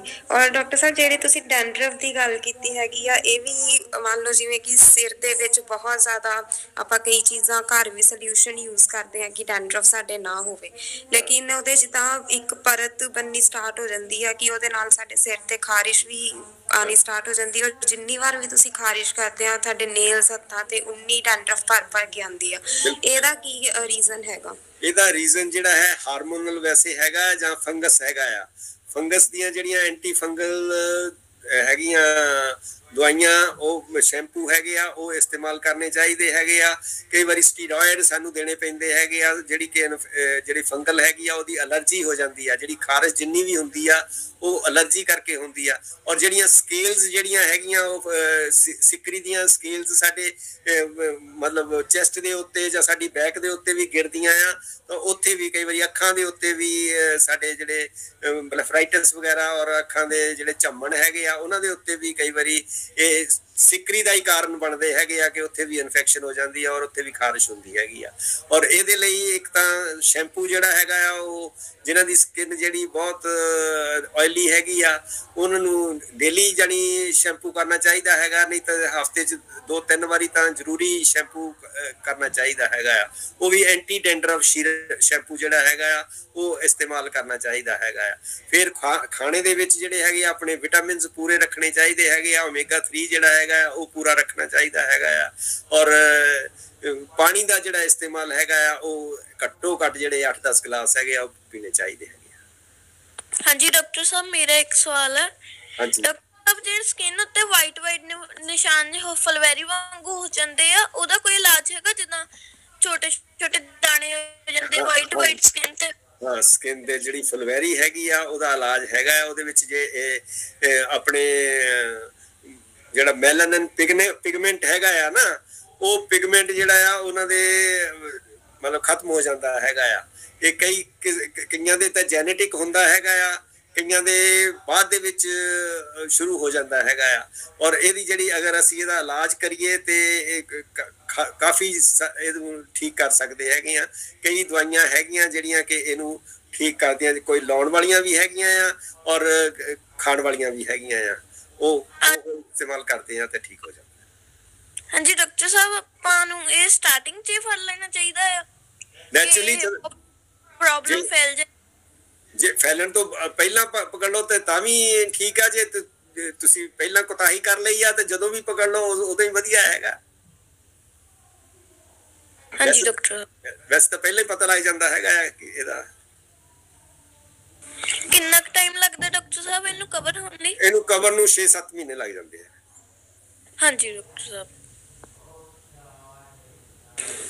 ਜੀ ਡਾਕਟਰ ਸਾਹਿਬ, ਔਰ ਇਹਦੇ ਲਈ ਅਵੋਇਡ ਕੀ ਕਰਨਾ ਚਾਹੀਦਾ ਸਰ? ਜਿਵੇਂ ਇਹਦੇ ਵਿੱਚ ਕਹਿੰਦੇ ਖੱਟੀਆਂ ਚੀਜ਼ਾਂ ਜਿਵੇਂ ਕਿ ਅਚਾਰ, ਨਿੰਬੂ, ਦਹੀਂ, ਇਹ ਸਭ ਚੀਜ਼ਾਂ ਨਹੀਂ ਲੈਣੀਆਂ ਚਾਹੀਦੀਆਂ। ਇਹਦਾ ਕੋਈ ਕਾਰਨ ਨਹੀਂ ਹੈ। ਠੀਕ ਹੈ, ਮਤਲਬ ਕਿ ਅਗਰ ਇਦਾਂ ਦੀ ਕੋਈ ਕੰਡੀਸ਼ਨ ਆਂਦੀ ਆ ਤਾਂ ਇਹ ਚੀਜ਼ਾਂ ਲੈ ਸਕਦੇ ਆ। ਹਾਂ, ਕਈ ਵਾਰੀ ਇਹਦੇ ਕਹਿੰਦੇ ਆ ਕਿ ਉਹ ਮੱਛੀ ਔਰ ਦੁੱਧ ਨਹੀਂ ਲੈਣਾ ਚਾਹੀਦਾ, ਉਹ ਵੀ ਕੋਈ ਐਵੇਂ ਗਲਤ ਧਾਰਨਾ ਹੈਗੀ, ਉਹਦਾ ਵੀ ਕੋਈ ਐਸੇ ਵਿੱਚ ਰੋਲ ਨਹੀਂ ਹੈ। ਜੀ ਡਾਕਟਰ ਸਾਹਿਬ, ਹੋਰ ਕਿਸੇ ਦਾ ਕੁਐਸਚਨ ਹੈ ਅਗਰ ਕੋਈ ਪੁੱਛਣਾ ਚਾਹਵੇ ਤਾਂ?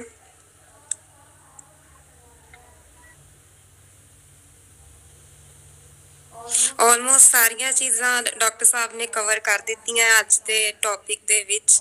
ਆਲਮੋਸਟ ਜਿੰਨੀ ਵੀ ਸਕਿਨ ਦੇ ਡਿਸੀਜ਼ ਸੀ, ਵੇਰੀਅਸ ਟਾਈਪਸ ਆਫ, ਤੇ ਜਿੰਨੀਆਂ ਵੀ ਚਮੜੀ ਦੇ ਜਿਹੜੇ ਰੋਗ ਆ, ਸਿਰ ਤੋਂ ਲੈ ਕੇ ਪੈਰਾਂ ਤੱਕ ਦੇ ਡਿਫਰੈਂਟ ਟਾਈਪ ਆਫ, ਡਾਕਟਰ ਸਾਹਿਬ ਨੇ ਸਾਨੂੰ ਉਹਦੀਆਂ ਪਿਕਚਰ ਵੀ ਆਪਣੀ ਪ੍ਰੈਜੈਂਟੇਸ਼ਨ 'ਚ ਸ਼ੇਅਰ ਕੀਤੀਆਂ ਆ। ਹੋਪ ਤੁਸੀਂ ਸਾਰਿਆਂ ਨੇ ਦੇਖੀਆਂ ਹੋਗੀਆਂ। ਤੇ ਆਲ ਜਿਹੜੀਆਂ ਰਿਕਾਰਡਿੰਗਸ ਹੁੰਦੀਆਂ YouTube ਦੇ ਚੈਨਲ 'ਤੇ ਵੀ ਪ੍ਰੈਜ਼ੈਂਟ ਕੀਤੀਆਂ ਜਾਂਦੀਆਂ ਦ ਹਰਬਲ ਅਰਥ ਤੋਂ, ਤੇ ਉੱਥੇ ਜਾ ਕੇ ਵੀ ਤੁਸੀਂ ਇਹ ਜਿਹੜੀ ਰਿਕਾਰਡਿੰਗ ਆ ਸੁਣ ਸਕਦੇ ਆ। ਔਰ ਡਾਕਟਰ ਸਾਹਿਬ ਦੀ ਜਿਹੜੀ ਇਨਫੋਰਮੇਸ਼ਨ ਆ ਉਹਨੂੰ ਨੋਟ ਡਾਊਨ ਕਰਕੇ ਉੱਤੇ ਅਮਲ ਕਰਕੇ ਆਪਣੇ ਲਾਈਫ ਸਟਾਈਲ ਦੇ ਵਿੱਚ ਬਹੁਤ ਸਾਰੀਆਂ ਤਬਦੀਲੀਆਂ ਲਿਆ ਕੇ ਬਿਮਾਰੀਆਂ ਤੋਂ ਬਚ ਸਕਦੇ ਆ। ਤੇ ਅੱਜ ਦਾ ਜਿਹੜਾ ਟੌਪਿਕ ਸੀ ਆਪਾਂ ਇੱਥੇ ਹੀ ਸਮਾਪਤ ਕਰਦੇ ਆ। Thank you very much doctor ਸਾਹਿਬ। ਸ਼ੁਕਰੀਆ ਜੀ। Thank you to all of you. Good evening to all of you. Good evening, Dr. Saab. Thank you ji. Thank you.